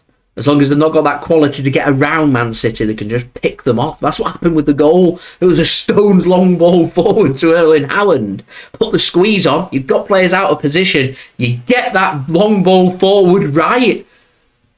And you're in bother. And Saka can't take the touch. And that's a throw into Manchester City. So I think City, they're looking to be patient here. Crystal clear to me.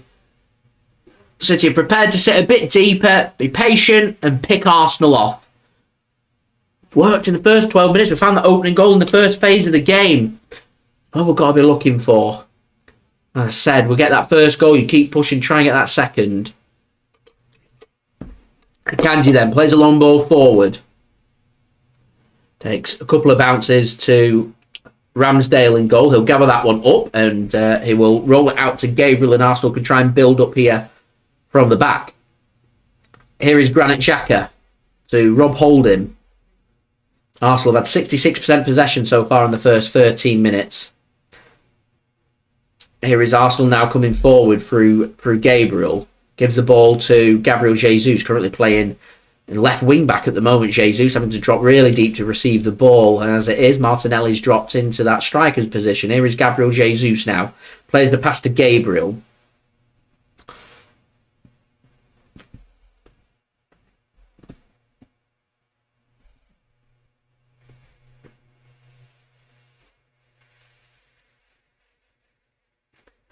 I said City are just happy for Arsenal to knock it around. Arsenal need to find a goal. City are the team that are ahead.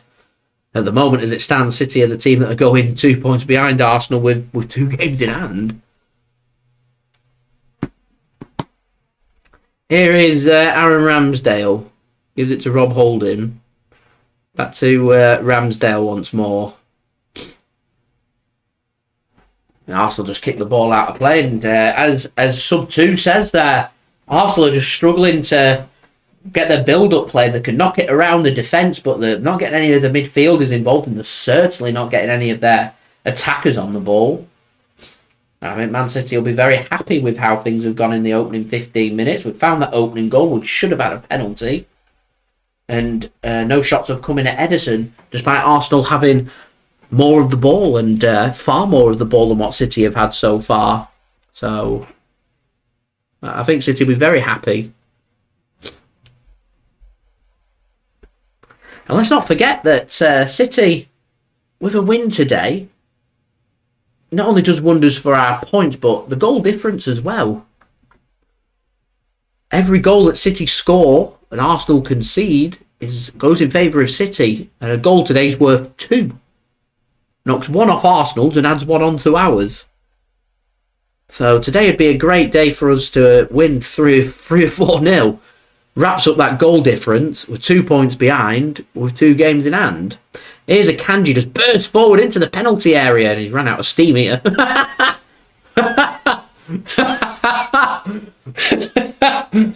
Oh man, can you imagine if Akanji just burst through and put one in top bins?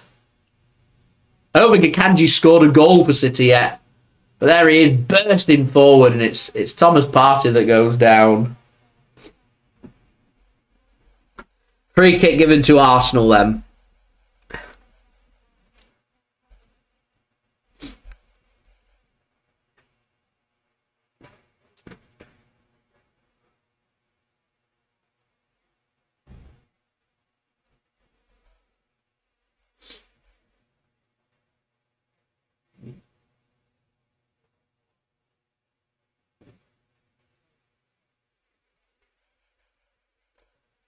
So a throw in here for Manchester City, midway inside their own half. Gundogan receives the ball, played long upfield. Zinchenko gets a very important foot onto that to stop City, only by a split second, but it just stops City bursting forward. They still get the players forward, but it's just that split second's allowed Arsenal just to get 3 or 4 other players back. So it's Arsenal's turn now to have everyone camped in their half, and City push that defensive line extremely far forward. And there's the instruction from the captain, Martin Odegaard, for Arsenal to push back right up as Ederson receives the pass. Here is Ruben Dias being put under pressure. So that long ball's going to come forward into the channel. Not the greatest ball, that from Dias, and intercepted well by Rob Holding. And Arsenal can have possession. That was sloppy, that from Manchester City. Sloppy, and Ramsdale launched this one long towards Akanji. The header's won by Gabriel Jesus to get the flick on towards Bukayo Saka. It will be cut off though by Ederson. Here is Rodri. Gets a pull from Gabriel Jesus, his former Manchester City teammate. Referee says not happening. Not giving anything. No surprise there. And Man City can continue to come forward here. Here is Rodri then. So there's no real space for City in the middle. And Bernardo Silva's cutting in a lot. So it's Jack Grealish that's stretching the pitch. And I think that's what's tactically been causing a bit of a problem for Arsenal. I think Real Madrid will be watching this with a lot of interest. Tactically. We can know how in detail Carlo Ancelotti can be. We'll be watching this and be thinking, you kind of want to stop one threat for Manchester City. He might not score the most goals or get the most assists, but Jack Grealish has a big influence. So if you can, it'd be interesting to see if any team tried to man-mark Jack Grealish out of a game, just what kind of impact that would have. I mean, City do obviously have lots of other quality on the pitch that can make the difference, but just be an interesting approach from an opponent that we've not really seen.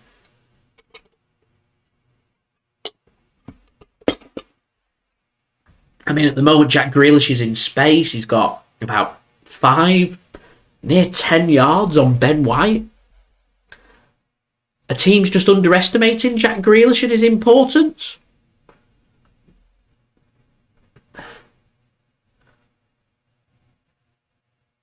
As I said, it just stretches the pitch. Because City do a lot of their build-up play to the left-hand side.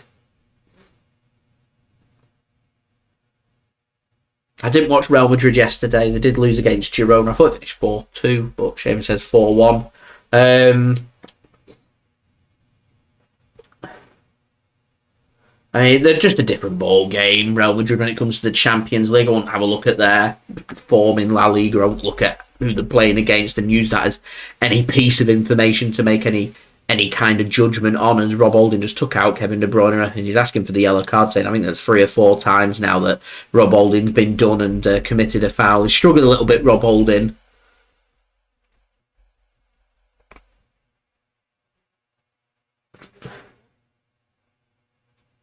So 20 minutes in, 1-0 Manchester City lead here. Don't forget, if you are enjoying the content, do subscribe to my channel. Leave a thumbs up as well, that would be much appreciated. We're currently on the push towards 100 likes. We're just 34 away, so any help towards that would be much appreciated. And also don't forget to go and check out today's video sponsor, BetMate. Links and details there in the description. As Nottingham Forest have just found an equaliser just before half-time in the 49th minute. In the 4th minute of added-on time, just before half-time at the City ground. Found an equaliser against Brighton. It's an own goal from Pascal Gross. Rodri doesn't find his pass to Bernardo there. And Arsenal can have a throw-in. The game's just got a bit flat, this one. A very entertaining opening 12 minutes, very end-to-end. The last 10 minutes or so, not really been too much to report on. There's been no chances. There's been nothing created. Dare I say a little bit scrappy. City just waiting for the mistake. Zinchenko puts it back to Bernardo Silva with a shot and saved well by Ramsdale. Not the cleanest of connections that from Bernardo. He got goal side of Zinchenko. He was pulling his arm. He lets go of him. He has the chance for the clean connection to have the shot, and he just kind of drags it into the ground. And in that position that City are in, I think Ramsdale will be very happy to have a very weak, very tame shot on target to save there. A sweet connection there from Bernardo, and that's 2-0. Long ball played forward then by Ramsdale. Stones wins the header. Loose second ball, won by Granit Xhaka, brought down by Rodri, and very important that Rodri brought him down there. I think City will be a bit aggravated that a free kick's been given against him. That was a free kick. He was pushing and pulling. I'm not sure whether it's the high foot or the pushing and pulling or a combination of the both, but it was very important that we didn't allow Granit Xhaka there to bypass both Rodri and Gundogan, because Arsenal had players forward. So I think that's a good tactical free kick for City to give away. It's not in a dangerous area. Arsenal have sent players forward, but they're going to have to play either something into the box. It's in a very central area, so I can see them probably passing this out wide and trying to put something into the box. But I've got a feeling they might go here towards the back post. Rob Holding's forward, Gabriel's forward, and shove right in the back on Erling Haaland from Gabriel.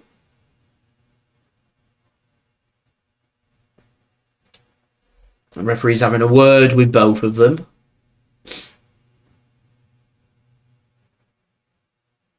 And City just need to be tactical about things here. Now Arsenal can have the free kick. City push their line forward. It's going to get chipped in by Xhaka. Headed down and wide by Arsenal.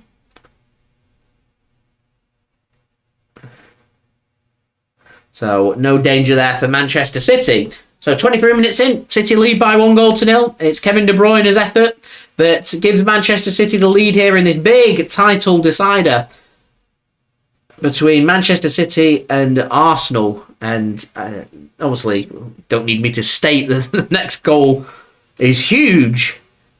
But you just feel like if Arsenal want something from this game, they can't afford to go 2-0 down. We were speaking before the game, Arsenal a couple of times over the last few weeks have blown 2-0 leads, and how much of a different ball game Manchester City can be.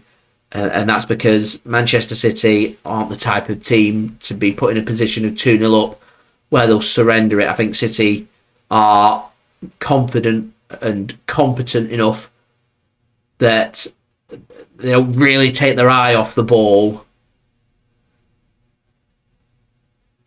One thing I will say for Arsenal is the space. Should they find it? Martinelli was in acres of space then. Jesus had his back to him though, so he couldn't find that ball across. It is though, coming to the left-hand side now. Zinchenko finds Martinelli up against Kyle Walker. Bernardo Silva's there to support Walker, so he's forced backwards. Let's not forget the danger that Zinchenko's got. Zinchenko's a very good player when it comes to his distribution and finding the passes into them spaces. We saw it time and time again when he played for Manchester City, how useful a player like Oleksandr Zinchenko was playing at left-back, particularly if Manchester City weren't going to be doing much defending and they need a player that can come forward and distribute the ball well and find them balls into pockets of space. Zinchenko was very good at that.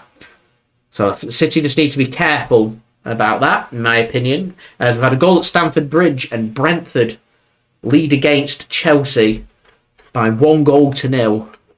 And with the rumours of Pochettino coming in, Chelsea's season just going from bad to worse. And I think they just want the season to end. It's going to be a bad season. It's going to be no European football, no trophies for them. It's an all-round bad season. That's a great pass from Haaland to De Bruyne. De Bruyne. Kevin. Kevin. Oh, no. It's a great block from Gabriel. Oh, to put my mortgage on Kevin De Bruyne getting the shot away and getting the goal. Tell you what, I sound a lot like Kevin McAllister's mum from Home Alone. Kevin! What a pass from Haaland. What is Rob Holding doing stepping that far forward? And De Bruyne turns and he gets an important toe onto it, Gabriel. What a block. Sorry, it was Ben White with the block.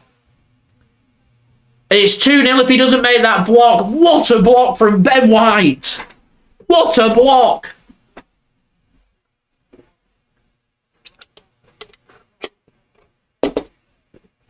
Oh, I thought that was it. I thought that was City just picking them off. 2-0. Job done, what I thought was happening there. Ben White has other ideas, makes an incredible block to stop that from being 2-0. Here's Rob Holding again. We spoke pre-match. Arsenal fans were speaking pre-match. Do you trust Rob Holding to play in this game? Or did they go with Partey to play at right back and put Tierney in and Zinchenko into the middle?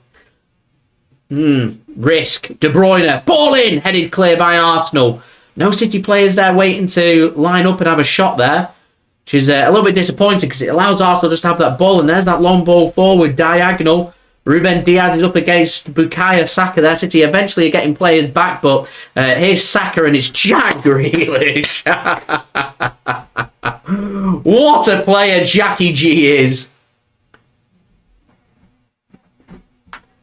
Arsenal have scrambled the ball back off Manchester City, but brilliant work that from Jack Grealish. And here's City again, just facing that threat of the counter.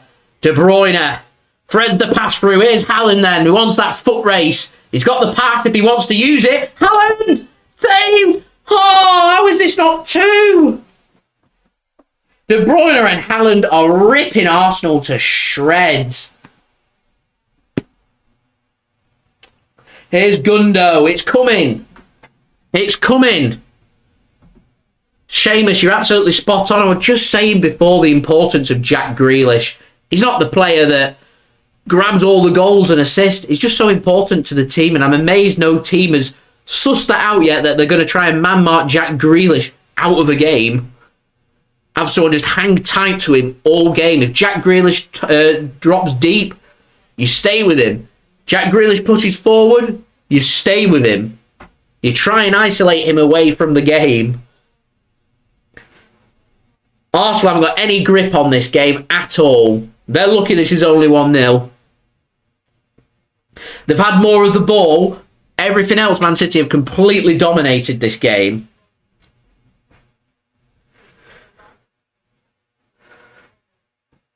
We just need that second goal. I think we get that second goal. I think this job's done for me. I know we're only 30 minutes in. We're against a team that's sitting top of the Premier League, but that's my judgment. That's how I see this. I think City just need to be very careful of giving away anything stupid.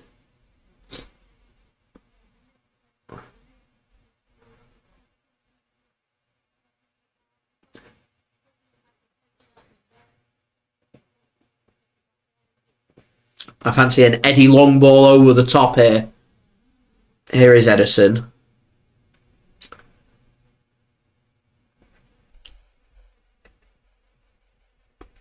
Gives the ball to Ruben Dias.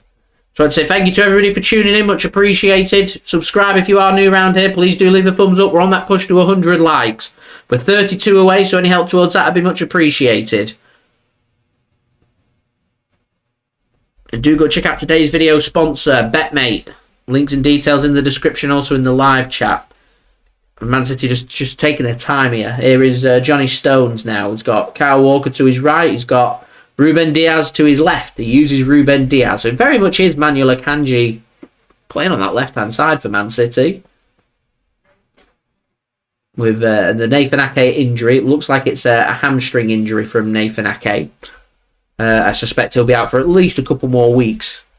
Here's John Stones. Finds the pass to Kyle Walker. He goes early with a first time pass to Bernardo. Picks the ball up. Here is Ilkay Gundogan now, back to De Bruyne. Moves it over to Bernardo. Here is Walker. Has he kept himself on side? He has. Bernardo to Gundogan. De Bruyne. Gundogan once more. City just almost toying with Arsenal. As we're now just 29 likes away from 100 likes. So let's get them likes up. We're doing well. We're doing well. So thank you everybody that has left a thumbs up so far. What sort of like City 1-0 up here? Mixed in, as you say. Finish it off, get this job done. Just need that second goal. I'd be pushing for that before half time. I think if we can get that, Arsenal are at a point of no return. They go all guns blazing second half. Weather that storm, make it 3. Done. That's how I can see this game going. That's why I've been changing my mind so much with my score prediction. I thought it would be close, but I could just see City just picking it off. Haaland with a good shot. Saved well by Ramsdale, and Rob Holding will get it clear. This is all Manchester City here. Arsenal can't live with us. They are struggling. Arsenal are hoping for... It was on the break. A mistake. The big difference between City now and City 2 months ago is just how confident and strong the defence is. City are still creating the same opportunities that we've been creating all season. We had a little blip in January coming back from the World Cup where offensively we weren't putting our shots away and we're struggling to have them shots. We sorted it out, got it sorted, and defensively have tightened up. I remember asking the question, can Man City 1-0 a game? Are Man City capable of keeping the clean sheet? And City, definitely, at the moment. Arsenal just don't look like they've got any answers. But the ball is given away cheaply by City. Arsenal are getting players forward. As Jesus goes into the penalty area, just brushed over by Rodri, and that'll go out for a goal kick to Manchester City. And as Dale says there, Arsenal just look clueless. They look like they've got no answer. They don't know how to deal with City. And this is the point where City right now are getting through their gears, because when teams are doing their homework and researching Manchester City and asking themselves the question of how do you deal with Manchester City? What are the answers? How do you go about beating Manchester City? And over the last month, no team has any answer. No team's even come remotely close. And games are just ticking by. If we can just continue this for another 7 games, City win the Premier League trophy. We do still have work to do here. We've still got around an hour or so left of the game. Looks good. We're 1-0 up, but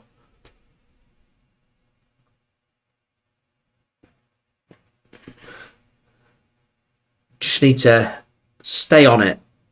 And Akanji gets away with one there. Gets pressed and finds the deflection out for a goal kick. There were Arsenal players breathing down his neck there. And it's one of them situations where I think if the pass isn't on, send it long. Regroup. Worst case scenario, put it out and regroup.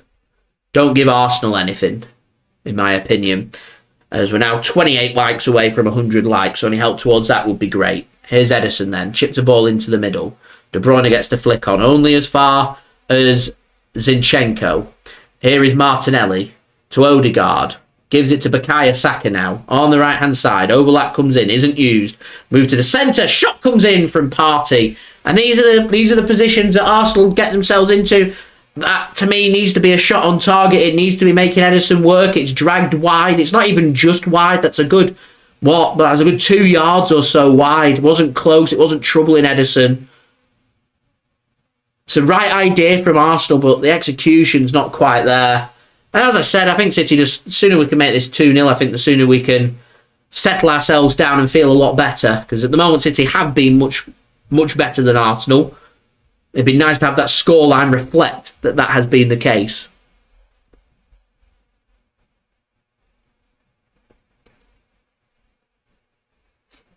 Dale, you are spot on. I always stress the importance of the first goal. You allow City to score that first goal. You allow City to get on top. They're a very difficult team then to break open and have your way with. Very difficult. Here's Jack Grealish. He's going to cut inside. Gives it to Haaland. Bernardo Silva's on the right. I think Haaland's going to go on his own here. Haaland's going to go on his own here. Haaland! Oh, it's just wide. Raheem, thanks for tuning in. Much appreciated. Andy, I have no idea. Raheem Sterling and Jesus, I'm not sure. Raheem Sterling's just struggled at Chelsea, hasn't he? Oh, Haaland just wide there. It's unlucky. It's the right idea. He's causing a lot of problems to Holding and Gabriel, Erling Haaland. Put it before long and he grabs that goal, I think.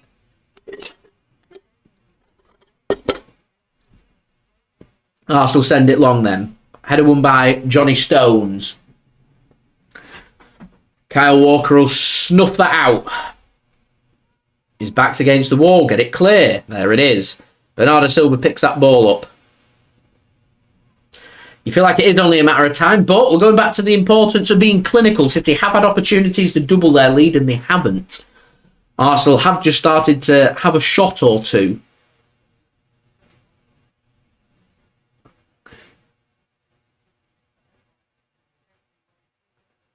I can never ever stress the importance of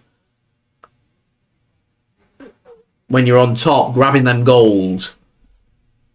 And I think that's the lesson that needs to be learnt in the Champions League.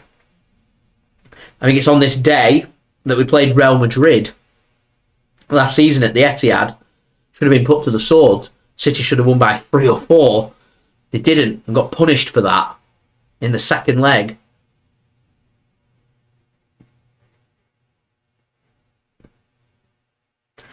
So Erling Haaland thought he'd fouled Thomas Partey. Weren't happy. Now this is just a coming together. And the referee said he stopped it for a head injury, not a free kick. Big Erling causing them big problems. Funnily enough, everybody, I didn't see Aaron Ramsdale faking an injury on 20 minutes for Arsenal today to have their team talk. Players use this opportunity to have a little break as Partey did receive a little bit of treatment. Man City having a little team meeting, which Arsenal... The cheek of Arsenal complaining about Man City having a team meeting! I love the audacity of Manchester City doing what Arsenal do to everybody else. And Arsenal are moaning about it. Oh, I'm having a drink to that. That's funny. Ah. The audacity of Arsenal there to moan about that. That is funny. Here's Akanji. Gundogan tries to play a ball into the channel. Not the best of balls from Gundogan, but he does win the ball back for City. And he does make that run. And he is on the left-hand side. And they're cutting. Should back themselves. Anyway, into the penalty area. Here's Jackie G. It's a good interception from Holding. And Arsenal looking for the goal kick and get the goal kick. Some gestures are made at the referee there.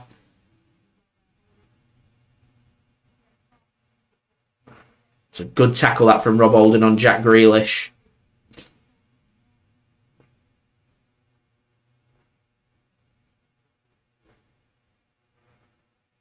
So here's Ramsdale then to take the goal kick. He's going to launch this one as we're now just 26 likes away from 100 likes. Very crystal clear sky in East Manchester today. Ball gets sent long. Rodri with a massive header forward. That'll allow City to push their line forward, and Rob Holding put under pressure on Erling Haaland, has to just put the ball into the stand, and Haaland's causing all kinds of problems for Rob Holding. All kinds of problems.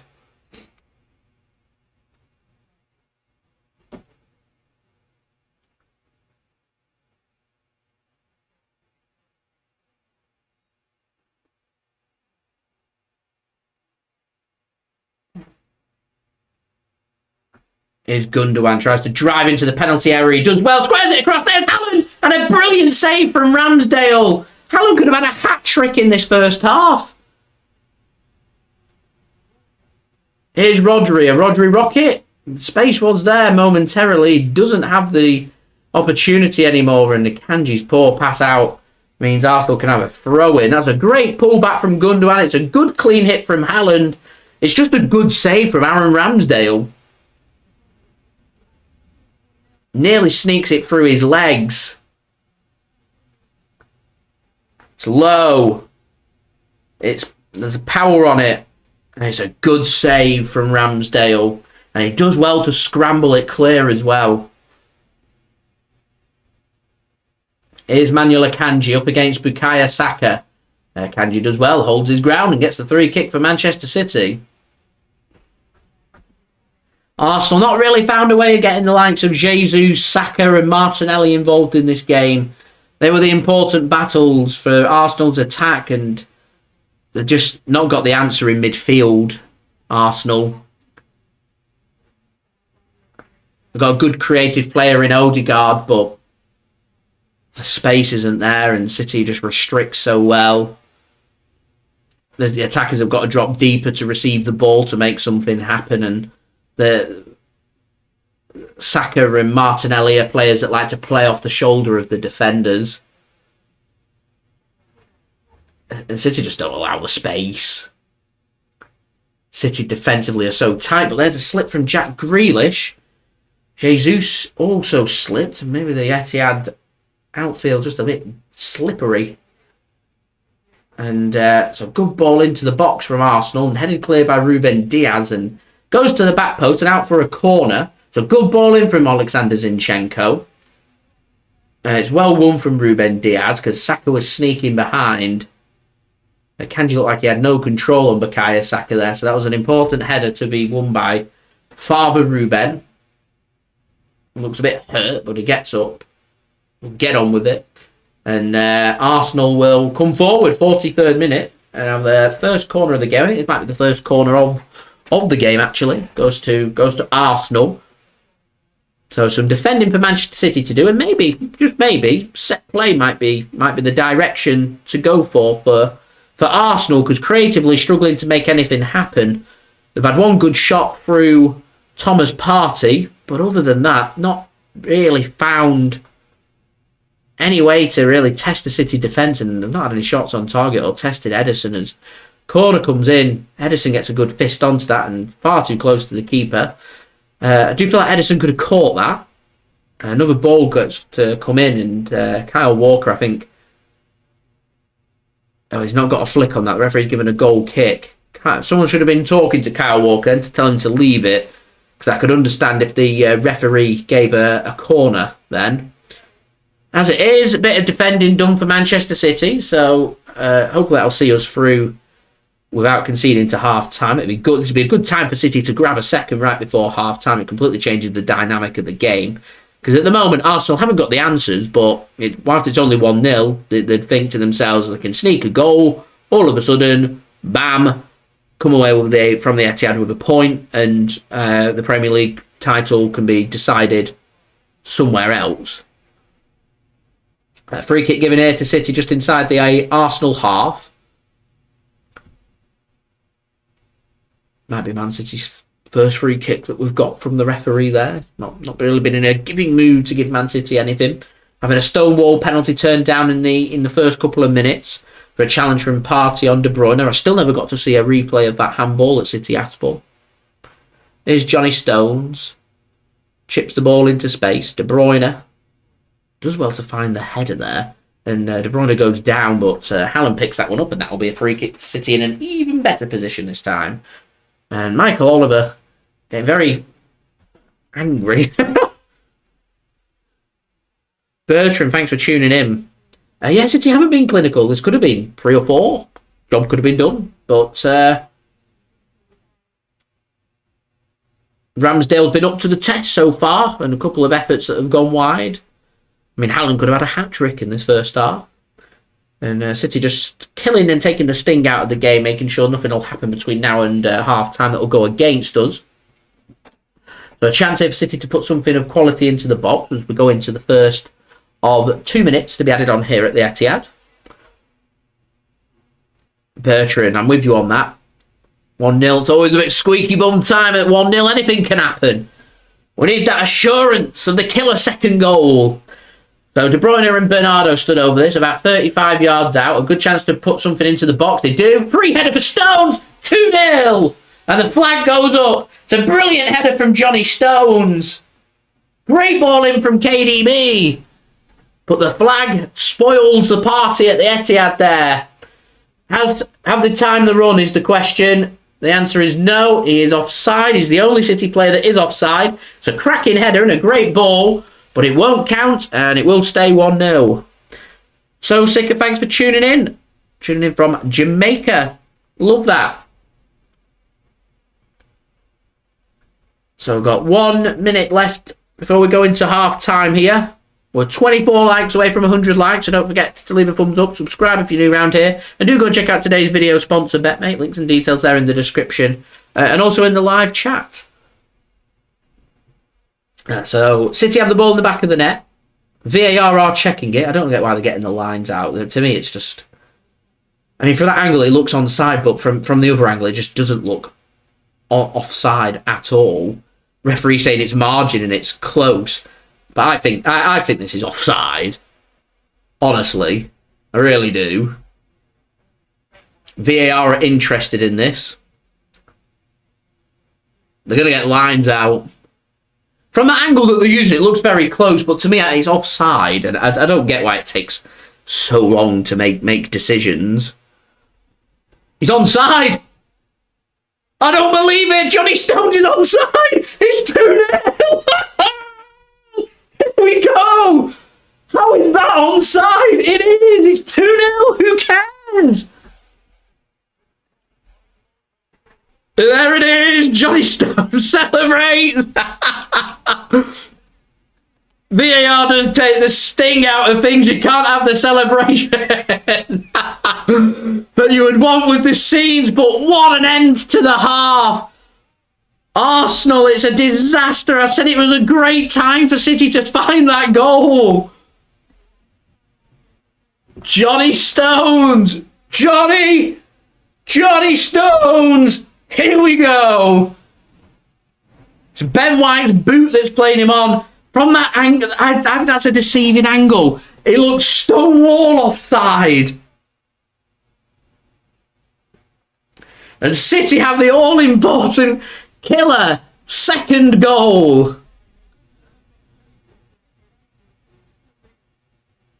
And Arsenal, they need something. They need something now. They need to dig really deep. They need to dig really deep. And Arsenal, there we go. They're losing their heads now. They're pushing and shoving and getting involved.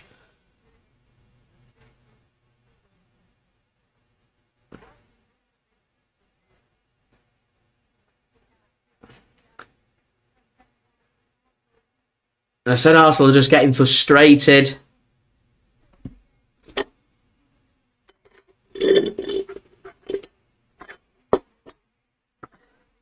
Tempers flaring over. Arsenal just frustrated about that offside. I'm not sure.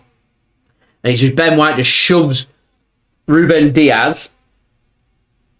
Does he feel like Ruben Dias kicks out here? Let's have a look. He brings Dias down. I mean, there's nothing in it from Dias. Oh, he kicks out at the back of his legs. That's silly from Ruben Dias.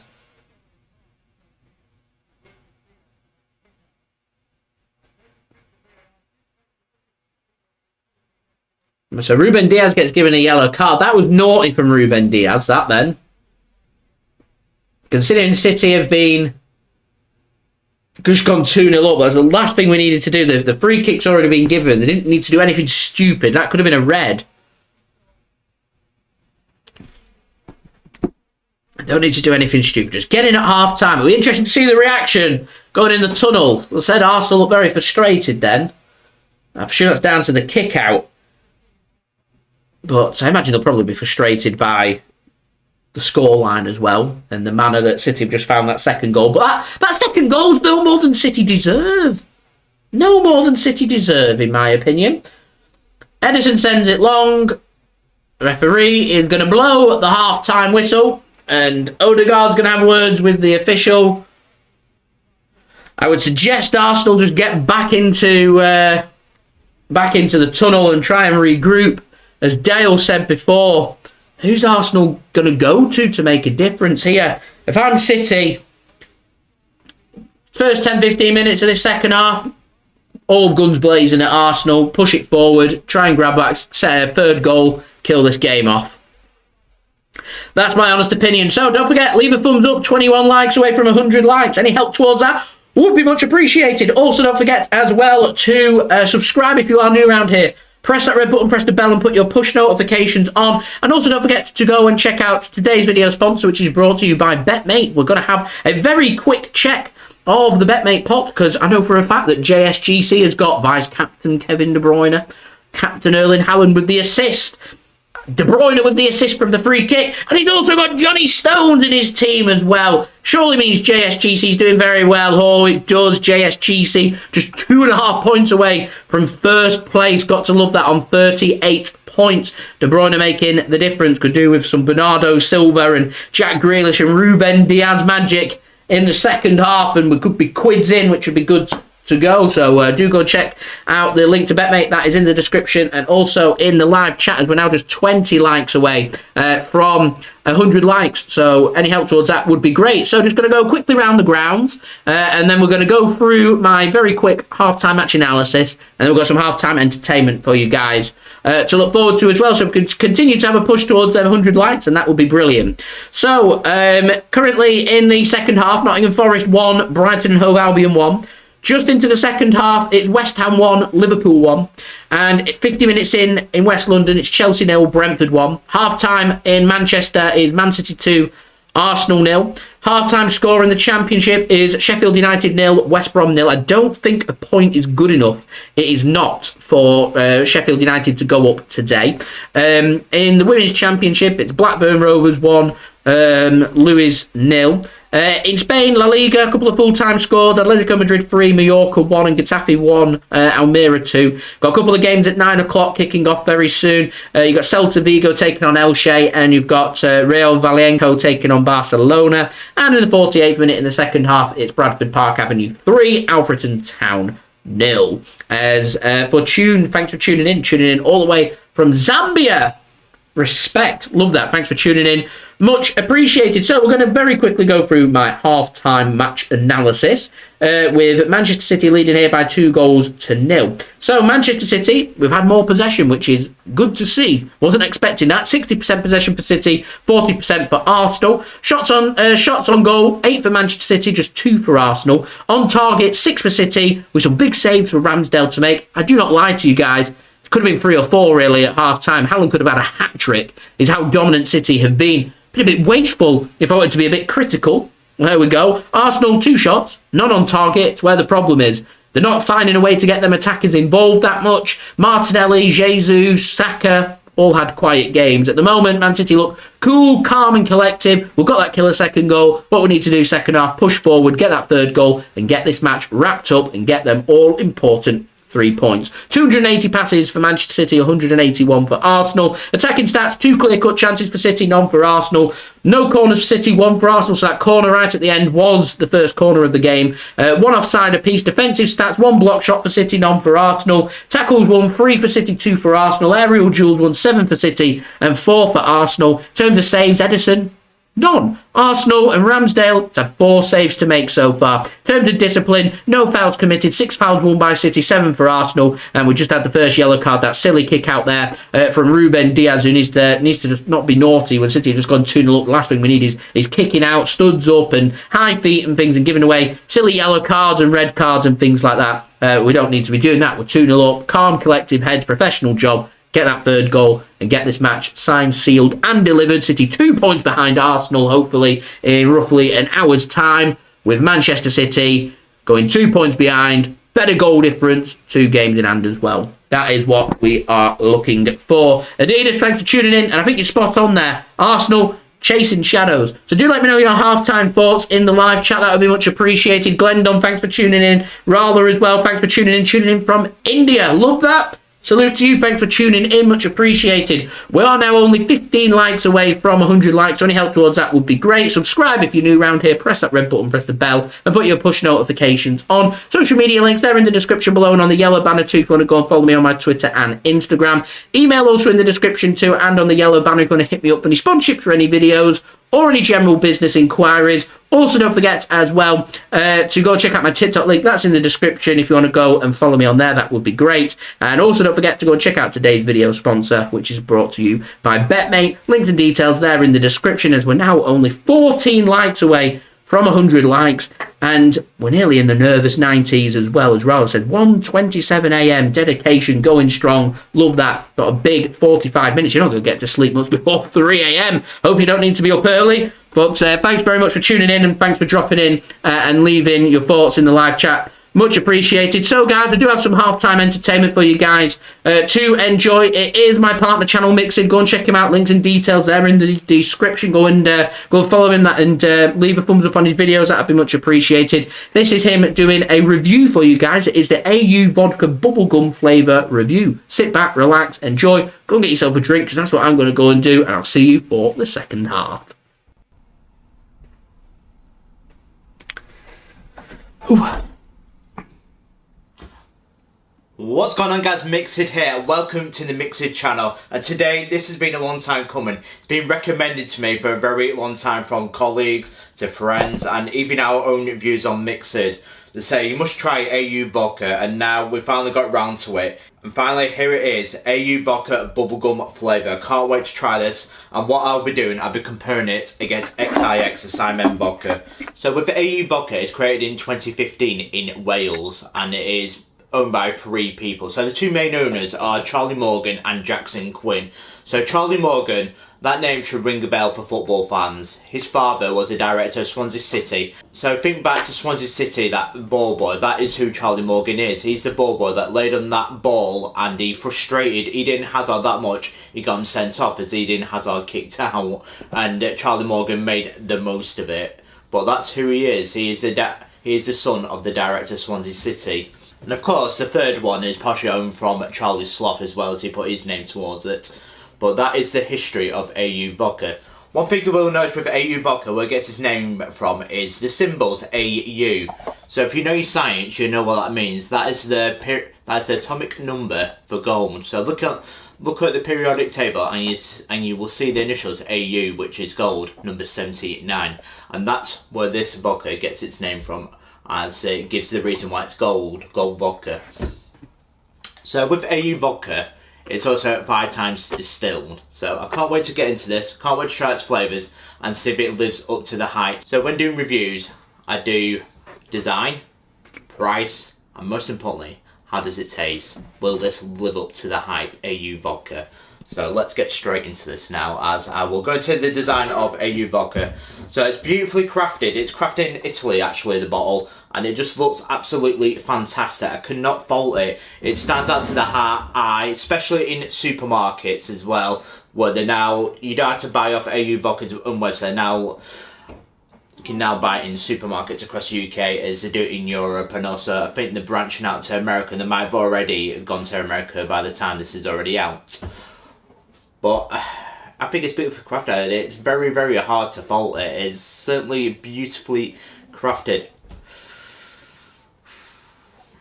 9 out of 10. I was tempted to give it 10 out of 10, but I think I'll go for 9 out of 10. I always do that. I think it's beautifully designed. So the price, I got this for £32 in Sainsbury's. Can get in Tesco. I've seen it in Tesco as well.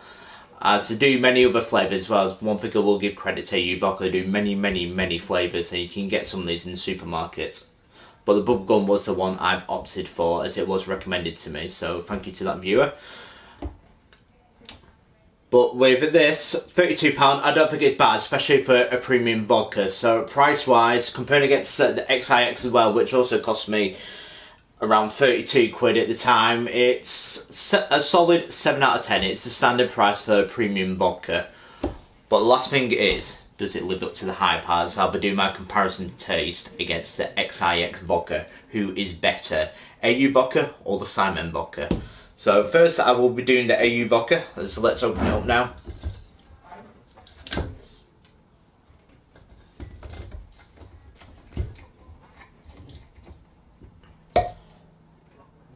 So that's a bonus, it's a cork, so I always appreciate that in a nice quality package. Is it corked or screwed?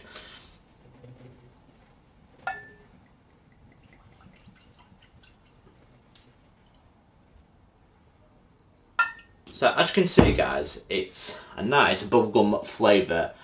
I was kind of expected it to be pink, that's what I was expecting it, but it's blue. That's certainly like my bubblegum syrup that I've got, it's a blue as well. So it's a classic bubblegum colour, blue. But I was expecting it to be pink, I'll be honest. It's a nice taste. So the most important thing now, does it live up to the hype? How does it taste? Cheers.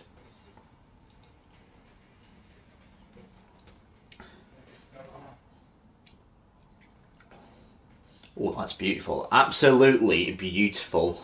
Ooh.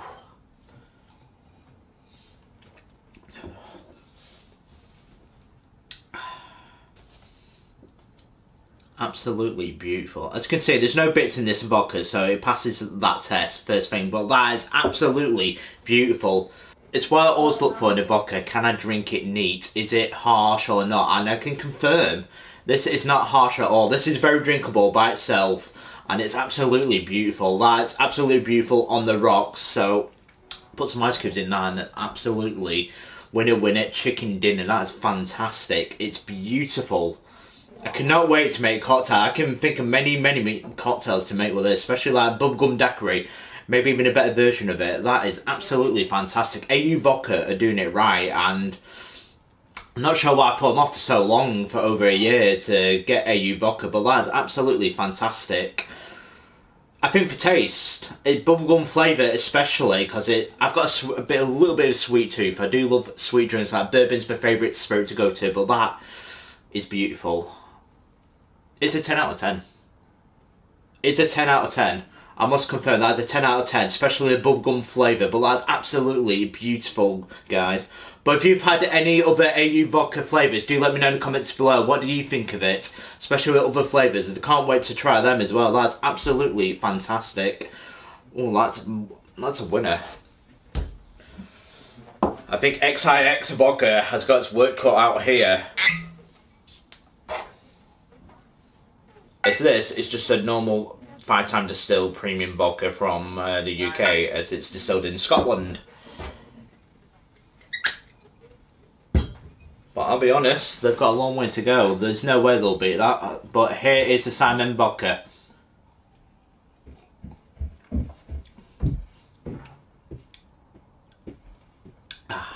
It's a nice vodka, but it's not as good as AU vodkas. But maybe I'm being a little bit harsh, because that is a bubblegum flavour and this is just normal vodka. But it's absolutely nice. But the winner for me is AU vodka, especially if you like your flavoured vodkas. I think AU vodka is the way to go. I can see why they are doing so well, and they are absolutely smashing it, especially in the flavoured vodka market. Absolutely fantastic, guys. But they've certainly smashed it, and they've beaten XIX vodka. So if I was to compare the two, if I was to go for two, I'd go for the AU vodka. But I'll have to have a look, see if they do a straight vodka. That'd be a thorough test. As still my favourite one, in just pure vodka terms, is Grey Goose. I've still not topped it yet in terms of actual natural vodka yet, as I can't wait to try the premium ones, go towards like Poland and Russia. As an underrated one, if you have it, that's absolutely fantastic vodka. But flavour AU vodka, that's absolutely fantastic. So my score for the AU vodka, guys, so I gave it a 9 for design, 7 for price, and a 10 out of 10 for taste. So that is a score of 26 out of 10. That is 8.66 out of 10. I will round that up to 9 out of 10 for AU vodka. I can't wait to try more. I just can't wait. I just cannot believe I've not got this before, and it's absolutely beautiful, and I cannot wait to try more vodkas with AU vodka. And absolutely quality, guys. So that, guys, has been my review for the AU vodka bubblegum flavour. What do you guys think? Do you guys agree with me? Do let me know. gonna say, what do you hate about it? It's, have seen others. The downside of AU Vodka, which has always put me off a little bit, is the website. It's a little bit hit and miss with the quality of service. That's the only thing that lets the team down, is probably the customer service, which is why I've gone for the supermarket option. So I'm not waiting for a delay. I can just go out and buy it, and in terms of quality, fantastic. And that's what I rated vodka on. And that, ladies and gentlemen, has been my AU Vodka Bubblegum review. If you're new around here, don't forget to like and subscribe to Mix It, as it really does help the channel grow, as I do appreciate it. And I will see you guys for my next cocktail or review video. Have a nice day. Cheers. I just can't get enough of that. That's absolutely beautiful.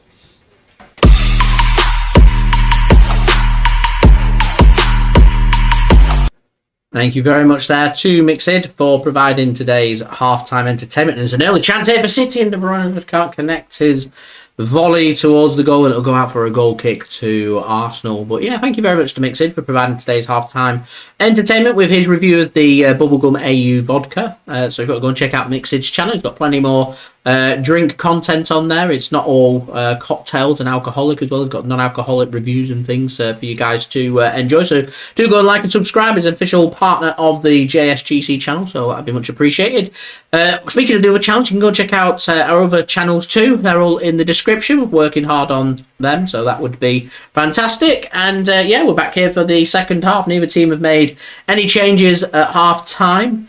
No real talking points so far in the first minute of the second half, other than by the time Man City had kicked off to start the second half, a couple of our players were already halfway through the Arsenal half, which was upsetting Gabriel, but nothing of avail came there for Manchester City, so not really got anywhere else to go. And Gabriel Jesus buys a very cheap free kick off Manuel Akanji there. A little pull of the hand on Gabriel Jesus, and he flings himself to the ground, and a free kick given to Arsenal just inside the Manchester City half. So Arsenal needed to try and get back into this game ASAP, really. And Manchester City, I would say that their best approach here would be just to kind of keep the status quo, keep pressing Arsenal, forcing the issue, and be patient and wait for them opportunities. And when they do, put one of them away. And I think a third goal for City at some point in the next 45 minutes will seal the deal. Now, that's a good pass from Ramsdale.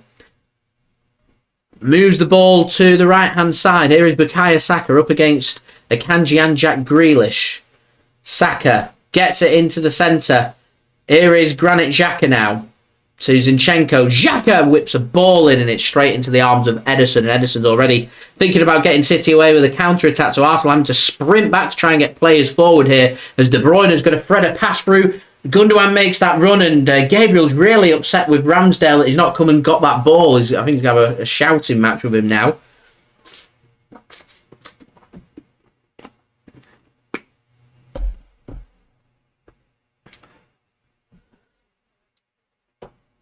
And Arsenal, I don't know about you guys, but I'll say it. I just feel like Arsenal don't have that quality. They don't have enough about them. They're not as good as Man City.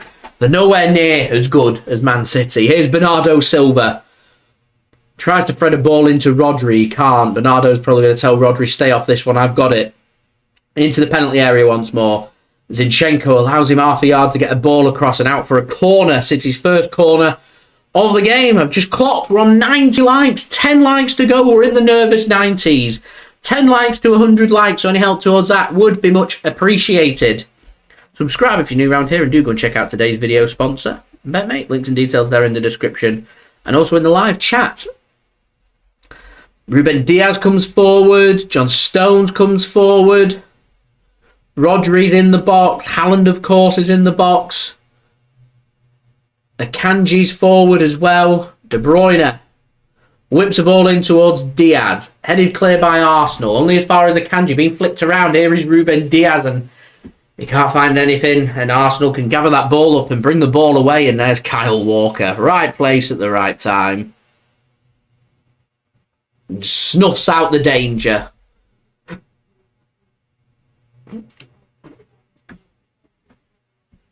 Now, I've said that right side of centre-back Might just be this position that we see Kyle Walker in a little bit more, although, as been pointed out, City very much playing what looks like a back four. Walker at right back, Stones drops in alongside Ruben Dias, and Akanji's going in at left back is very much how it looks from City, and that's great work from Rodri, who pushes further forward, and now Kyle Walker can have a bit of freedom on this right-hand side. He overlaps Bernardo Silva. Here is Walker now to Bernardo. Back to Kyle Walker once more. Gives it to Johnny Stones, the scorer of Man City's second goal today. Here's Rodri now. So Ruben Dias to his left. So John Stones behind him and Walker to his right. He takes up the option of Ruben Dias. And here is Rodri once more. He's got De Bruyne on the right wing. He's got Bernardo just next to him, who's the one that receives the ball. Here's Kyle Walker now, going back to John Stones. City just starting to see more of the ball. And as I suggested before, Arsenal just don't really seem like they've got an answer. MA, thanks for tuning in, much appreciated. As we're now 9 likes away from 100 likes. Here's Eddie then. Chips a ball in towards Haaland. Pressed well by Arsenal. And Ederson shouts and says, I'll have that ball back, thanks very much. Owen takes the ball away from Johnny Stones. That young lad that I just saw in the crowd there for Arsenal let out a big sigh. I think that probably sums it up best. He just went...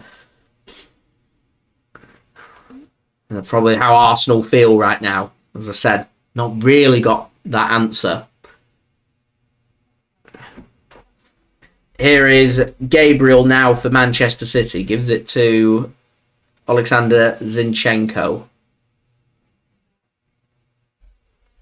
And minutes just tick by. 6 minutes into the second half already. Partey gives it to Odegaard. Here is Gabriel now.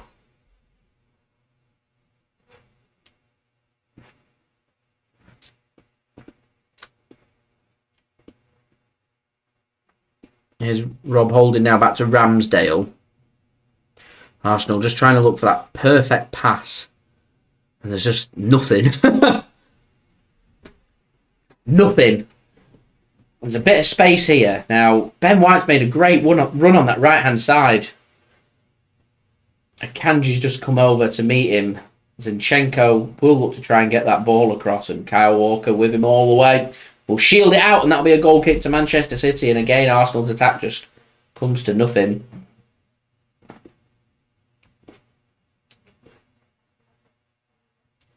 Again, City just... It's too easy for City at the moment. Too easy. There's no doubting that Arsenal have got the quality. There's no doubt that they're a very good team. And they're a team that, for Man City to beat, have to turn up and play very well. Certainly no underestimating from Manchester City. That's a great ball from Ruben Dias from the goal kick. And Erling Haaland's in. Haaland! Oh, it's a great save from Ramsdale again. Haaland! Jackie G, a decent enough shot from Bernardo, blocked well from Rob Holding, and Arsenal can come away with the ball. That was a great ball from Ruben Dias from the goal kick. He just launched it long. Haaland drops the shoulder. He's one-on-one with the keeper. Haaland should score. How many chances does Haaland need? From the Premier League top goal scorer, you'd expect him to have bagged at least a couple. Next one. I'm telling you, the next one he gets, he'll bag. And that's given away cheaply by Arsenal. Here is Erling Haaland. He's going to play that pass. De Bruyne. And there's the third. Game, set and match. 3 points, Manchester City.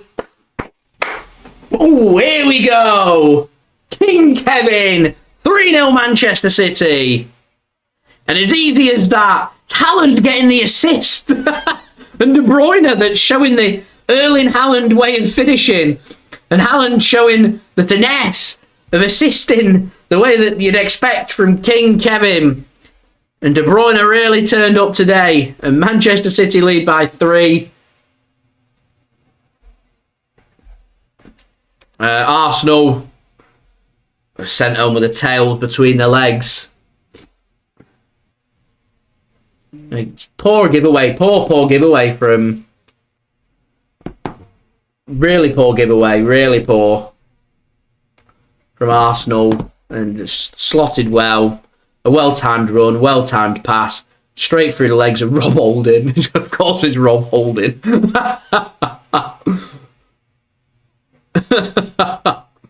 I'm only surprised it's not Rob Holding playing John Stones on the side before and it was Ben White. It's a good finish from KDB. Man City in dreamland. Man City are in a position now where they need to make sure that they just keep this momentum going. Maybe they can start thinking about Fulham away in the next 20 minutes or so. Maybe rest some legs. The Arsenal fans aren't even mad, not even upset. They're just getting outclassed. Getting outclassed. Sensational stuff from Manchester City. We're now 8 likes away from 100 likes, so any help towards that would be much appreciated. Ramsdale's done something to his shoulder as a Poznan breaks out at the Etihad. City well up for this.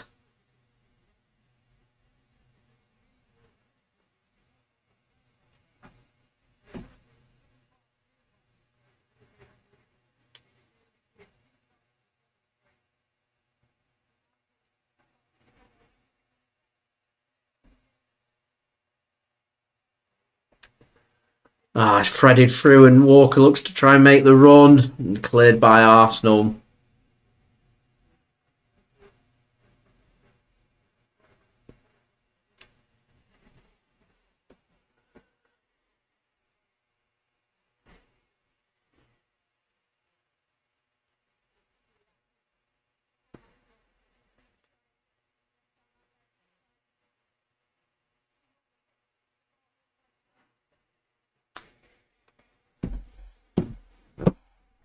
What do Arsenal do? What do? You're 3-0 down on 56 minutes. You just hope. Try and find that goal. A free kick here for Arsenal. Can they get that goal? Comes in, headed partially clear by City and still not fully clear. Zinchenko has a block shot off Haaland's shoulder and referee says no penalty and blocked over for a corner. Look how passionate Ruben is about that clean sheet. Zinni's shot came in.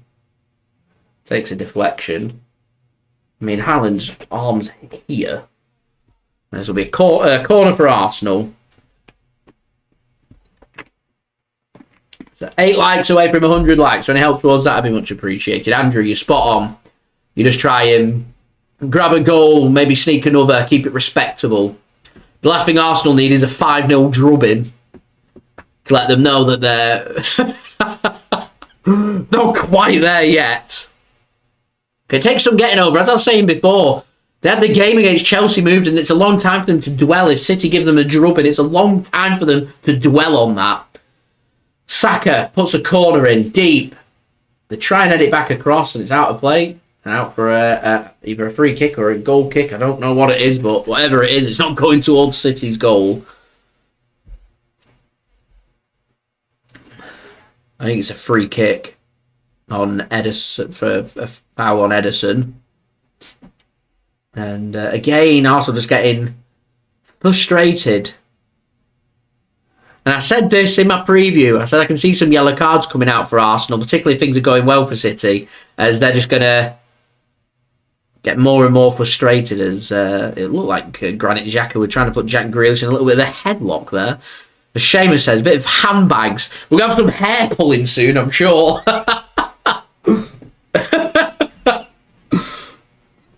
Some handbags going on.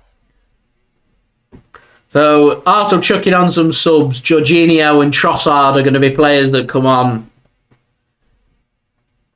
It's just defence to midfield is their biggest problem for Arsenal.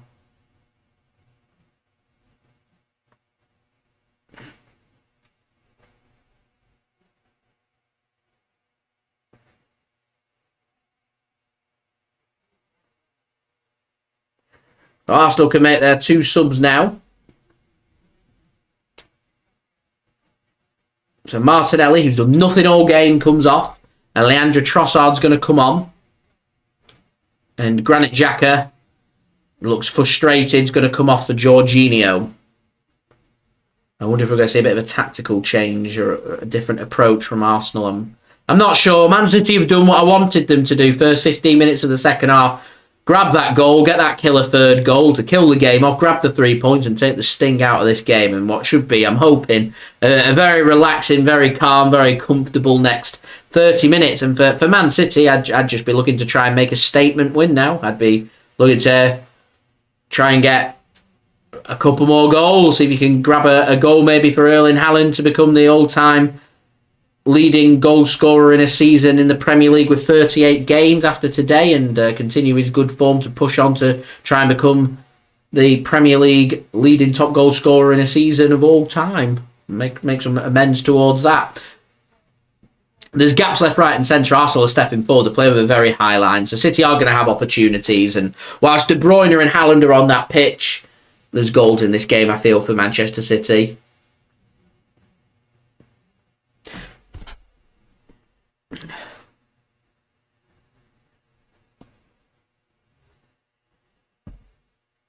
As Sheffield United are now 1-0 up against West Brom. Sheffield United, if that stays the same, will be partying because they will be promoted to the Premier League. As John has already pointed out, Burnley promoted. Sheffield United soon come as Brentford have doubled their lead. Brentford now lead by 2-0 against Chelsea. Chelsea are terrible. I mean, they've got enough points to stay up, but I just feel like they have 34 or 35 points. I think Chelsea might have been getting relegated. I don't think they're going to have enough. But they're just so bad. So bad. Liverpool are 2-1 up now against West Ham. And Nottingham Forest have turned it all around. A 3-1 up against Brighton. I think that game's coming to an end. So that's a big win for Forest. That's going to take them out the relegation zone and push Everton and Leicester in. And that is three big teams. Southampton, Everton and Leicester all could be going down. That is massive. As I said, Chelsea, I think, just got too many points. I don't think 39 points is going to be the points tally that stays up. I think 35 will be enough to stay in the Premier League. Which means everyone from Wolves above, I think everyone would agree with that, are safe. West Ham, Bournemouth, Leeds, fighting. It's going to be narrow, it's going to be close, it's going to be difficult. So, interesting, we'll keep an eye on that. So, we're just 7 likes away from 100 likes now, everybody. So, any help towards that would be much appreciated. Subscribe as well if you're new around here. Press that red button, press the bell and put your push notifications on. And do go and check out today's video sponsor, which is brought to you by BetMate. Links and details there in the description, also in the live chat.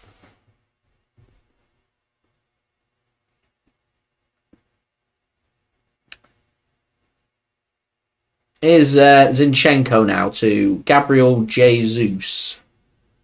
And Jack Grealish is there to make the interception. Why is Jack Grealish in defensive midfield? You tell me, but we haven't got an outlet to pass out to now. Rodri does the business instead. Who needs somebody to pass out to when you can just burst forward and get a throw in for City? That's brilliant, brilliant work from Rodri.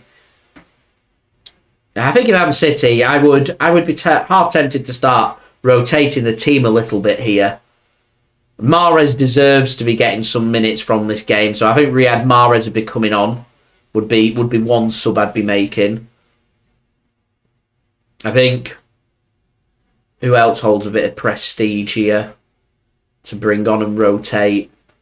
I think as the game goes on, I'd be taking the likes of Haaland, De Bruyne, and Rodri, and rotating that. I think I've picked off. Well, here's Haaland. Gives it to Grealish. That was good grappling from Arsenal to stop De Bruyne bursting forward. Here's Jackie G. Gundogan with space. Gundogan with the shot. It's not great. It's into the stands. I can see why he went for it. He lined it up. It lined up really well and then just slices it into the stands. High and wide. As we're now 6 likes away from 100 likes. 6 to go.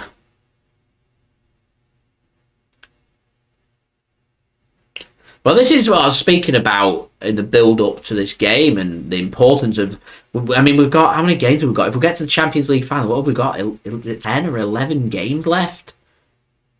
It's 7 in the Premier League, 3 in the Champions League, and then 1 in the FA Cup.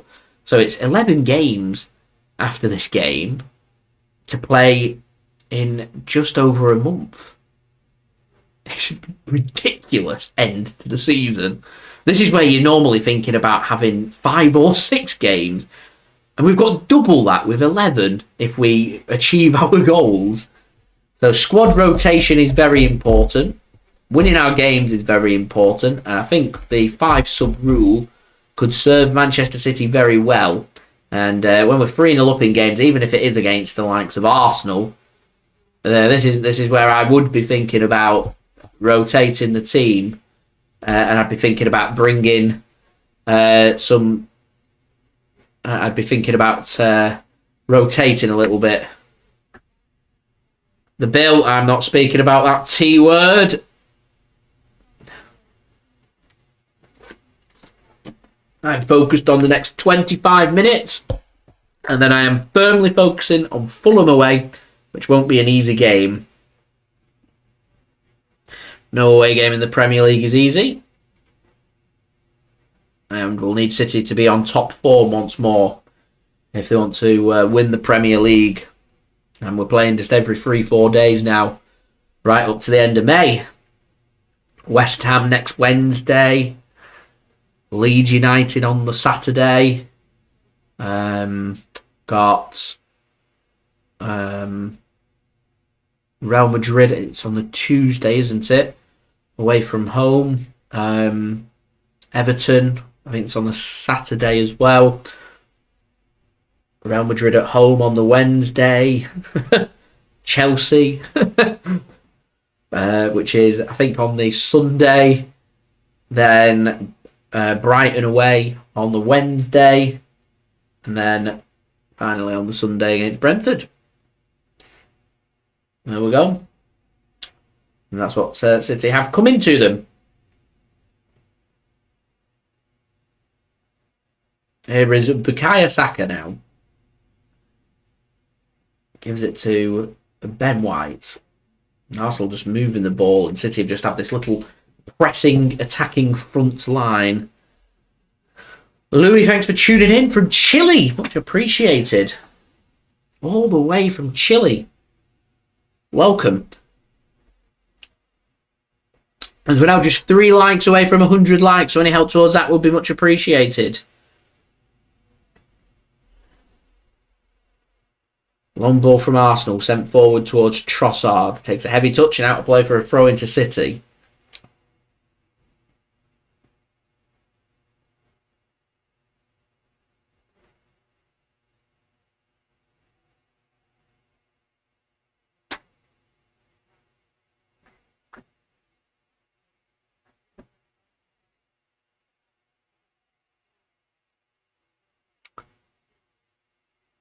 So here's Ederson now for Manchester City.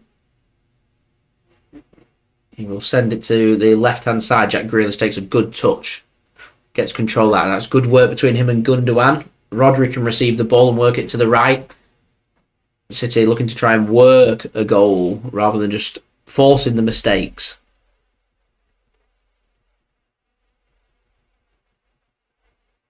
Ball given away from City though. Sloppy that. As again, this thing's just been taken out of the game a little bit, and City coasting, and this is really where you often find where Man City concede. Here's Gabriel now to Zinchenko. Thomas Partey gives it back to Oleksandr Zinchenko. We're not seeing any team meetings from Arsenal today. We're not seeing any run of emotion other than just been outclassed. A bit of a reality check, I feel, for Arsenal.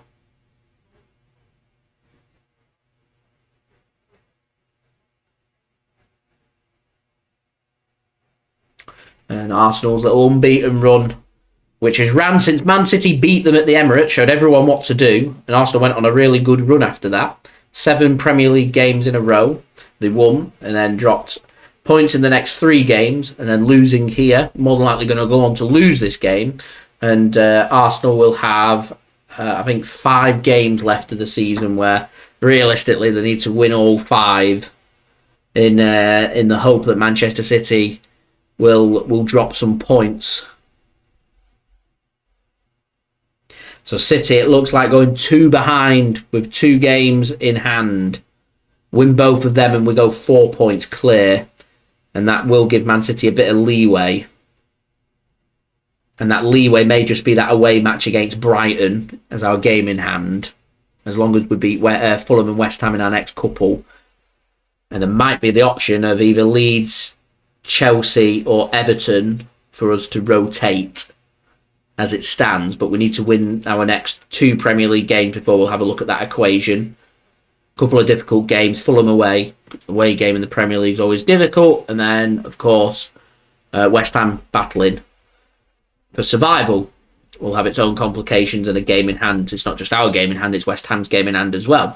As Man City are making their first substitution, it's going to be Silky Ilkay, the captain. It's going to come off for Manchester City. And making way for him, as we get a nice image of Pete the Badge, is Riyad Mahrez, who's going to get given 20 minutes. I said he deserved minutes and the first player to come on, and he does. So, City's first chance here to rotate, really. As Bernardo Silva, you think, is going to go in the middle. Riyad Mahrez is going to go on the right-hand side. Arsenal also make their 3rd change of the game.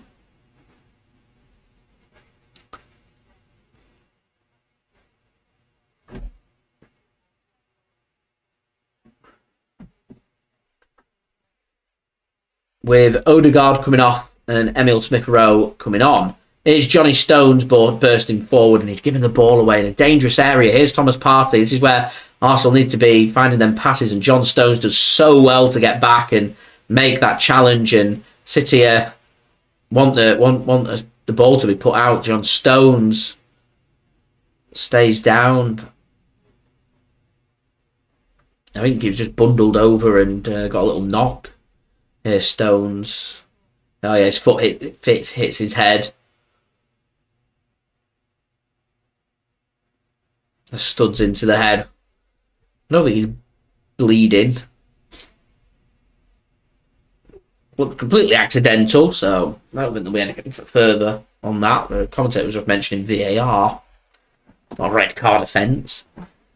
Bundled him over and stepped over, and as he stepped over him, his stud scraped across the top of his head. Completely accidental. Louis, thanks very much. I've currently got no plans to come to Chile, but if the day ever does come, it's pleasing to know that I will be welcome. I've never been to South America, actually. Never even come close to going to South America. Been to North America, not South. One day. Here's Jack Grealish now to Manuel Akanji. He will whack this ball upfield to big Erling Haaland, who's been causing Rob Holding problems all night. Here is Jackie G. Johnny Stones now. A good pass into the channel for Kyle Walker. He will just turn the ball around, slow the play down for City, and give City a bit of breathing room. Here's Mahrez now back to De Bruyne. Stones is in space and he'll receive the ball. So we're now just 2 likes away from 100 likes. So let's get them likes up. Just 2 away. So any help towards that would be great.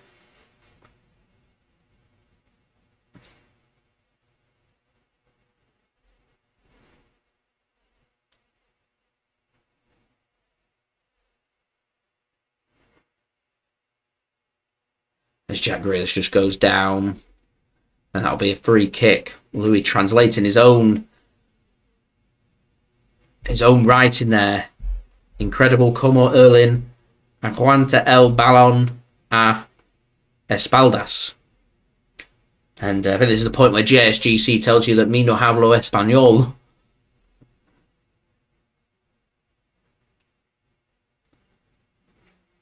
I learnt it for a year in school, so I can read it very little. Other than that. There's Thomas Partey and Jack Grealish. Handbags again! The handbagging! I want to give both of them a handbag and just whack each other.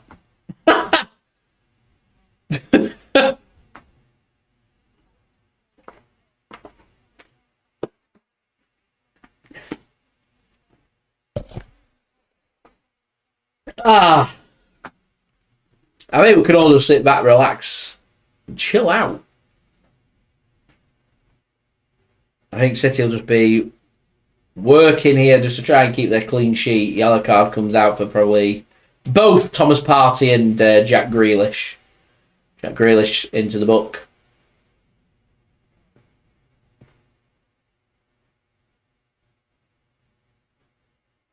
And having Thomas Partey is also going to go in the book. Nobody reckons Haaland and Kevin will score at the Bernabeu. I hope so. Hope we can get a result at the Bernabeu. It'll be good to take back to the Etihad for the second leg.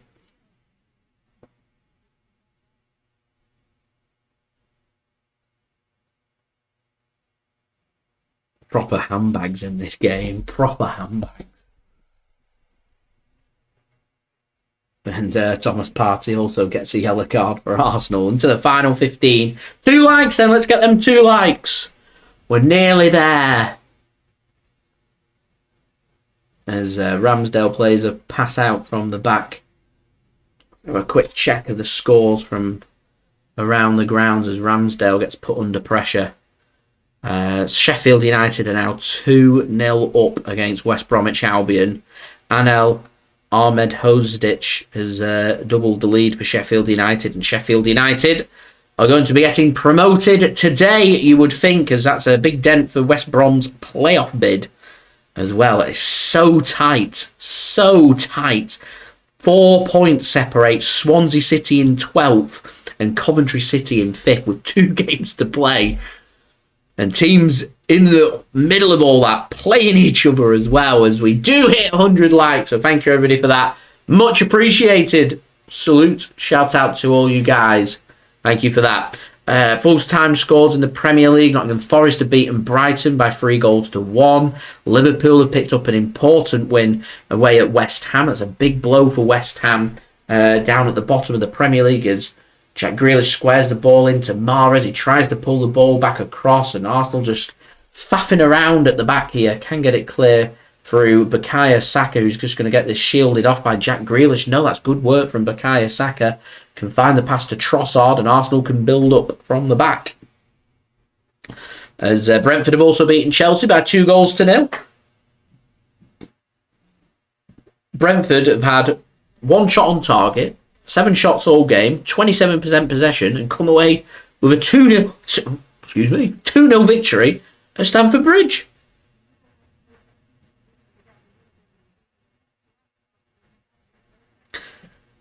So Brighton, it's a blow for them and their bid for potential European football. I mean, Tottenham have just collapsed upon themselves, find themselves in a Europa Conference League spot. That's going to be a free kick for Arsenal here in a very dangerous area for a handball. City not happy about it. So yeah, Spurs, it's a bit of a blow for them into 7th. Liverpool now climbing and into 6th. Aston Villa doing very well in 5th. And might Liverpool just be thinking to themselves, we're 2 wins away from Newcastle and Man United. If we can win the next 2 or 3, that could be very interesting for them. So we will see. We will see. So a free kick here in a dangerous area for Arsenal. Man City got some defending to do. Julian Alvarez, Argentine World Cup winner, is going to be coming on for City.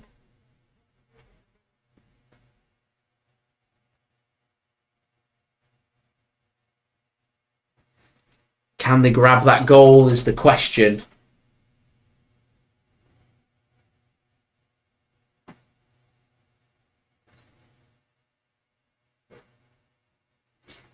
So it's Saka stood over this. Smith-Rowe's also stood over this.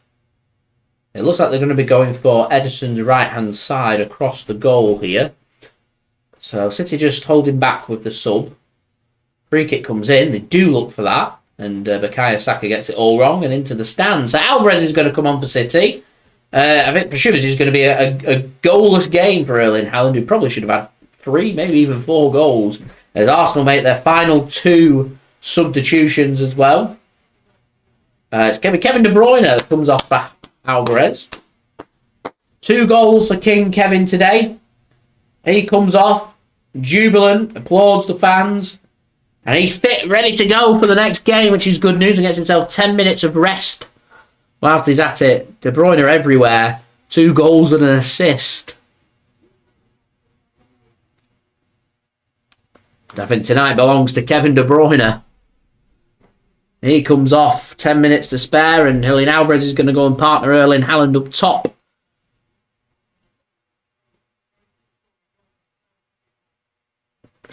Man of the match performance for Kevin De Bruyne, no doubt. Ederson sends a ball across to Mahrez, finds the flick to Julian Alvarez. He gets hold of the ball somehow. And City can have possession. Here is Manuel Akanji now to Jack Grealish. As Nketiah comes on for Gabriel Jesus. And Bukayo Saka comes off for Reiss Nelson. And that's the end of Arsenal's evening. So the question is, can Arsenal get themselves a consolation goal? Or are Manchester City just going to hold this off as Gabriel Jesus gets applauded around the pitch?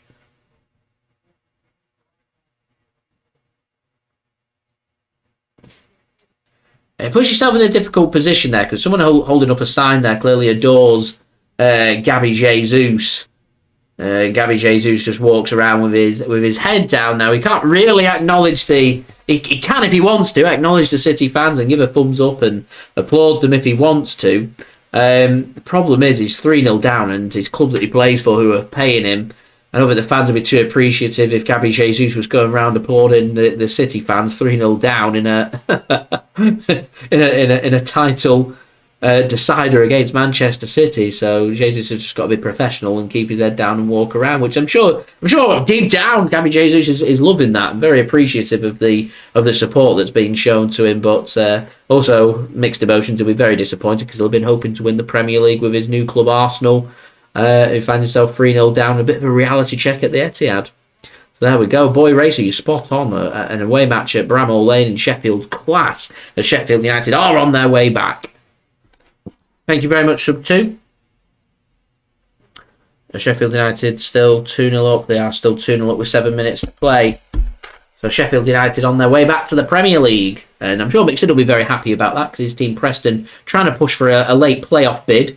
Play Sheffield United at Bramall Lane on Saturday. So they've now got nothing to play for and will be partying between now and that game. So PNE turn up and do the business. There's every opportunity they could win that game. And if they do win that game, it could be a very interesting final game, because they've got Sunderland. Blackburn's got Millwall. So many big games coming up in the Championship. Very exciting. Very exciting league. Lots still to play for in that playoff bid, and obviously with relegation as well, as Arsenal burst forward here to the left-hand side. Ball gets squared across and nobody's there to put the ball in for Arsenal. It was Eddie Nketiah getting forward. It doesn't work out, and it goes behind instead for a goal kick for Manchester City.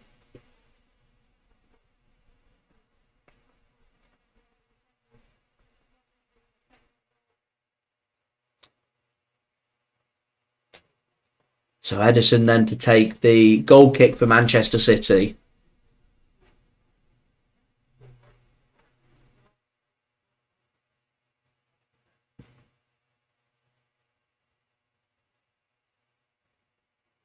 Eddie then to send it long into the night sky towards Jackie G.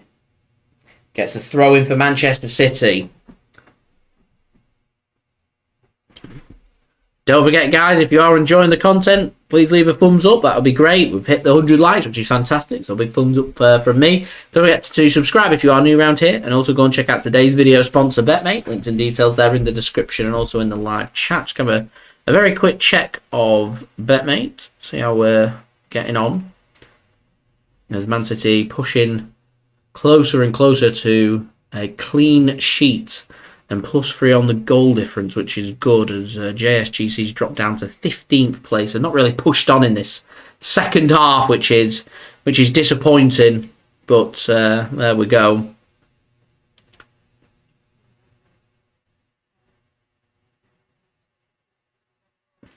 And it's not having Ederson in my team that's done it. It'll be giving me an extra couple of points.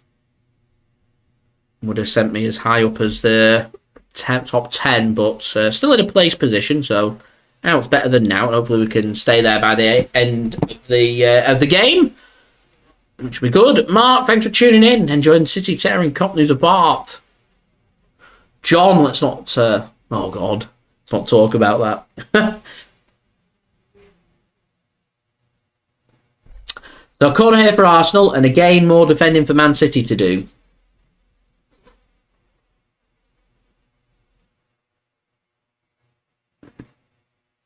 So Leandro Trossard's going to take this corner for Arsenal. City look as geared up as ever to try and keep a clean sheet here. 3-0 sounds much better than 3-1. So corner comes in, cleared at the near post. Poor corner that from Trossard. Bug gets played from Zinchenko back to Trossard on the right-hand side. And that's well worked into the penalty area. Here's Leandro Trossard. He wants to go down, and there's a goal for Arsenal. It's Rob Holding, the unlikely of players to score, and there's one back for Arsenal, and that kills off Man City's clean sheet. And this is just City just being a little bit too pedestrian. And it does happen. It does happen with City.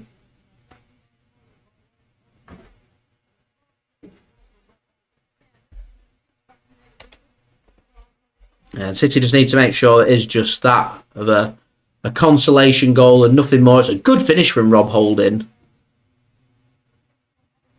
Really good finish. A striker's finish. Erling Haaland, take note. It's a shame we can't keep a clean sheet. We felt like we deserved a clean sheet. Thank you very much, Andy. Do appreciate you tuning in. As Jackie G goes off for Manchester City.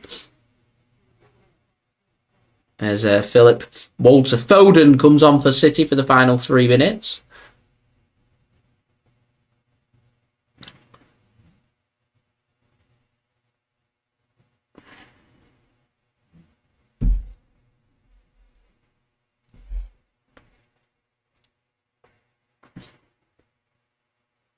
And Arsenal, as we were speaking about, what do you do when you're 3-0 down and you just conceded early on in the second half? You try and leave the Etihad with your head held high with a bit of dignity, and I think Arsenal will be pretty happy with how they've played final 40 minutes or so here since conceding that goal.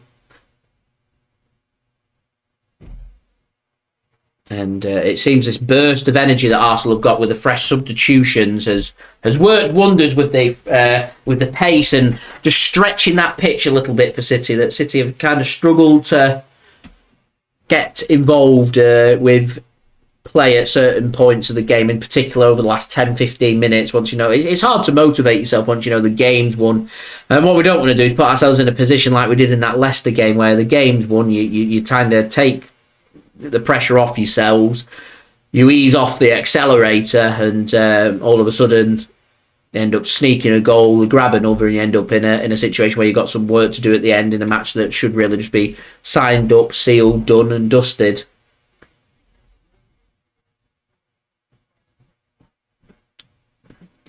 So for Arsenal, it'll make them feel better that it's 2 off their goal difference and 2 onto City's rather than 3 off and 3 on. So it could have been worse. Is what they'll be getting at.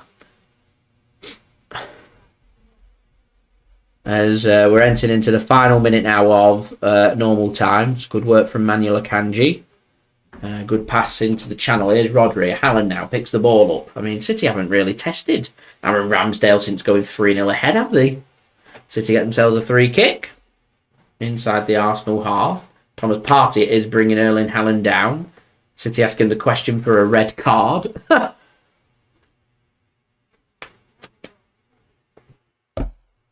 Partey just needs to be careful there. I don't think the referee will want to give a red card, so he's having a word with Partey. It doesn't look like it's a final warning for him, though. Arsenal have already made all the subs, so the last thing they need is a player suspended for the Chelsea game on Tuesday evening.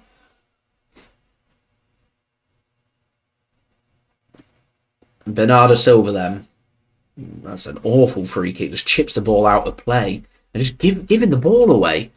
Why? Have a bit of possession, not the ball around. I said before, Arsenal were 3-0 down. They had space left, right and centre. And City haven't found any way to exploit any of that space. We've gone 3-0 up and kind of knocked the ball around and stopped having that intensity and stopped playing. And I think that's why we've conceded eventually as well. Because that intensity isn't really there. So we're going to the first of 5 minutes added on here. So 5 minutes still for Man City. Just make sure they see out this job as a professional job. So don't forget, if you are enjoying the content, do subscribe to my channel. Press that red button, press the bell and put your push notifications on. Do leave a thumbs up as well. That'd be much appreciated. And do go check out today's video sponsor brought to you by BetMate. Links and details there in the description. So I wonder what that Rob Holding goal's done for the league table. Yeah, it sent JSGC up into 12th with Ederson conceding. And I'm only 6.5 points away from first. So, yeah, JSGC, having a good day on BetMate, not a million miles away.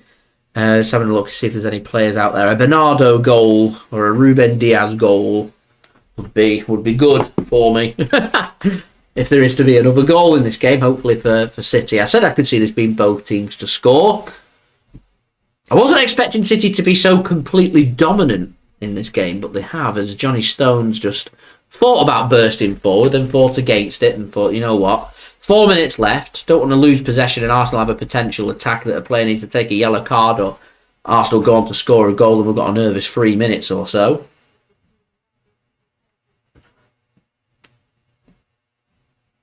Here's Ruben Dias and launches the ball forward. Thomas Partey gets intercepted and City just whack the ball clear. Only as far as Aaron Ramsdale. Arsenal, they're not playing with loads of intensity. They're just looking for any gaps, and if they can exploit something, just try and make something happen. It's not all backs against the wall. I mean, they might do that if they grab another goal. As Kevin De Bruyne gets given the man of the match from BT Sport, who's today's broadcaster of the game. That is of no surprise, I'm sure, to anybody. He gets my JSGC man of the match as well, Kevin De Bruyne. 2 goals and an assist. Can't ask for better than that, as an early cross comes in from City. Not the best. And out of play for a goal kick to Arsenal. But it does eat away a few more seconds to the clock. And now less than 3 minutes remaining here at the Etihad. And Manchester City lead Arsenal by 3-1. So within the next hour or so, I'm going to have my match review out for you guys to look forward to. I'll give my thoughts on this and the potential implications this could have on the Premier League title race as Arsenal burst forward once more now, this time on the left-hand side. And John Stones and Kyle Walker combined do a good bit of defending and can snuff out the danger. And Zinchenko's missed out here to Riyad Mahrez. Can he find the pass? Haaland's having to hold his run. He needs a bit of support here, Riyad Mahrez does, and he can't find the pass in the end. If he wanted to, he probably should have gone early to Haaland. I understand why he didn't. He just didn't really have the pace there to make anything happen, unfortunately, to try and get another goal for City. But again, City bursting forward just kills time, and City gather the ball back up through Akanji, and all of a sudden, 2 minutes left on the clock, and that will be 3 points for City now. The question is, has Erling Haaland's taken his bobble out of his hair and Phil Foden's gone down? Advantage gets played by Manchester City. Erling Haaland proper got Viking hair. His long, luscious locks are out and bouncing everywhere. And that'll be a free kick for Manchester City. And that'll eat away a few more seconds. We'll enter into the final minute of injury time and the final minute of this game.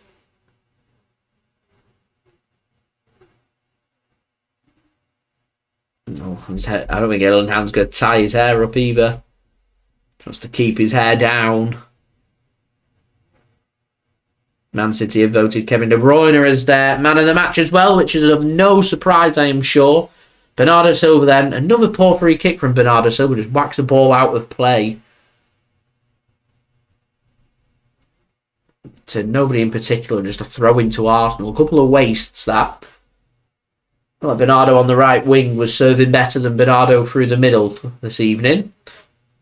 Since Silky Ilkay's gone off. That's a good header and that's a good return ball. And Haaland gets his goal! Erling Haaland makes it 4-1 and he gets his goal. He salutes the crowd and it's another goal that sees Erling Haaland become the Premier League 38 game season top goal scorer. And Erling Haaland wraps it up for Manchester City and makes it 4-1. And it wasn't exactly Haaland's cleanest of connections, but he does eventually get his goal on an evening that really could have seen him score 4 or 5 this evening. But Haaland, the bobble is out, and he finds the back of the net. The Viking does. The machine. And that'll make everybody feel much better, I'm sure. An assist for Phil Foden goes first time Haaland, and it just goes through the arm of Aaron Ramsdale and into the back of the net. Erling Haaland, his hair's everywhere, just has that shot. Erling Haaland's let his hair down and scored the goal that City need. That's going to wrap up the 3 points. And a monumental 3 points in the title decider for Manchester City. And I'm hoping that City are going to go from strength to strength. As the full-time whistle does go here, John Stones celebrates crazily on the pitch. He knows what it means and the importance of this. I'll speak more about it in my match review. But that's 3 points for Manchester City. City go marching on. It's an away match next up against Fulham on Sunday. So we'll be back again for that live watch-along for you guys. We'll have all the build-up coming towards the end of the week. We will be back with my match review after this game in the next hour or so. We will also have... things kicking off again here. Ben White kicking off as it's handbags. It's proper being handbags and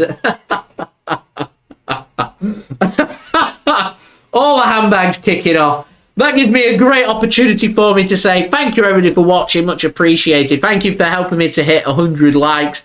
That's much appreciated. Subscribe if you're new around here. Do go and check out today's video sponsor, BetMate. Links and details there in the description. Social media links in the description below. And also on the yellow banner too. If you want to go and follow me on my Twitter and Instagram. Email also in the description on the yellow banner too. If you want to hit me up for any sponsorships for any videos or any general business inquiries. Also don't forget TikTok link in the description if you want to go and follow me on there. And that is Manchester City marching on in the Premier League as JSGC's climbed as high as 12th in the BetMate pot, which is brilliant. So you can go and check out BetMate links and details. They are in the description, and a great way to make money is JSGC quids in, turning a £5 bet into £15 today. So fantastic. And also big shout out to Wessim, today's pot winner, winning £120. Well done to them. Thank you everybody for tuning in. Much appreciated. Can we hit 120 likes in the post-production? We'll see. Do let me know your thoughts in the live chat whilst we're live for the next few seconds or so. And yeah, I'll see you all again real soon. Like I said, we'll be here with another live watch along for the game on Sunday between Fulham and Manchester City. City now 2 points behind Arsenal. We've got plus 13 on the goal difference. 2 games in hand as well. It's important now that Manchester City just continue their momentum. We know that Arsenal maximum points they can hit now is 90 points. So with the goal difference, Man City now needing 17 points from 7 games. It means Manchester City needing 6 wins from our 7. Like I said, gives a little bit of a let up, but we need to continue the momentum and get Arsenal under that maximum pressure. But you mark my words, this is a fantastic performance with a fantastic victory and great preparation to go into our big match at the weekend, taking on another Premier League team in Fulham. Games coming thick and fast every 3 or 4 days. Thanks for watching, much appreciated. I've been JSGC. I hope everyone is safe and well. Take care, everyone. Have a wonderful evening. Peace. Ciao for now.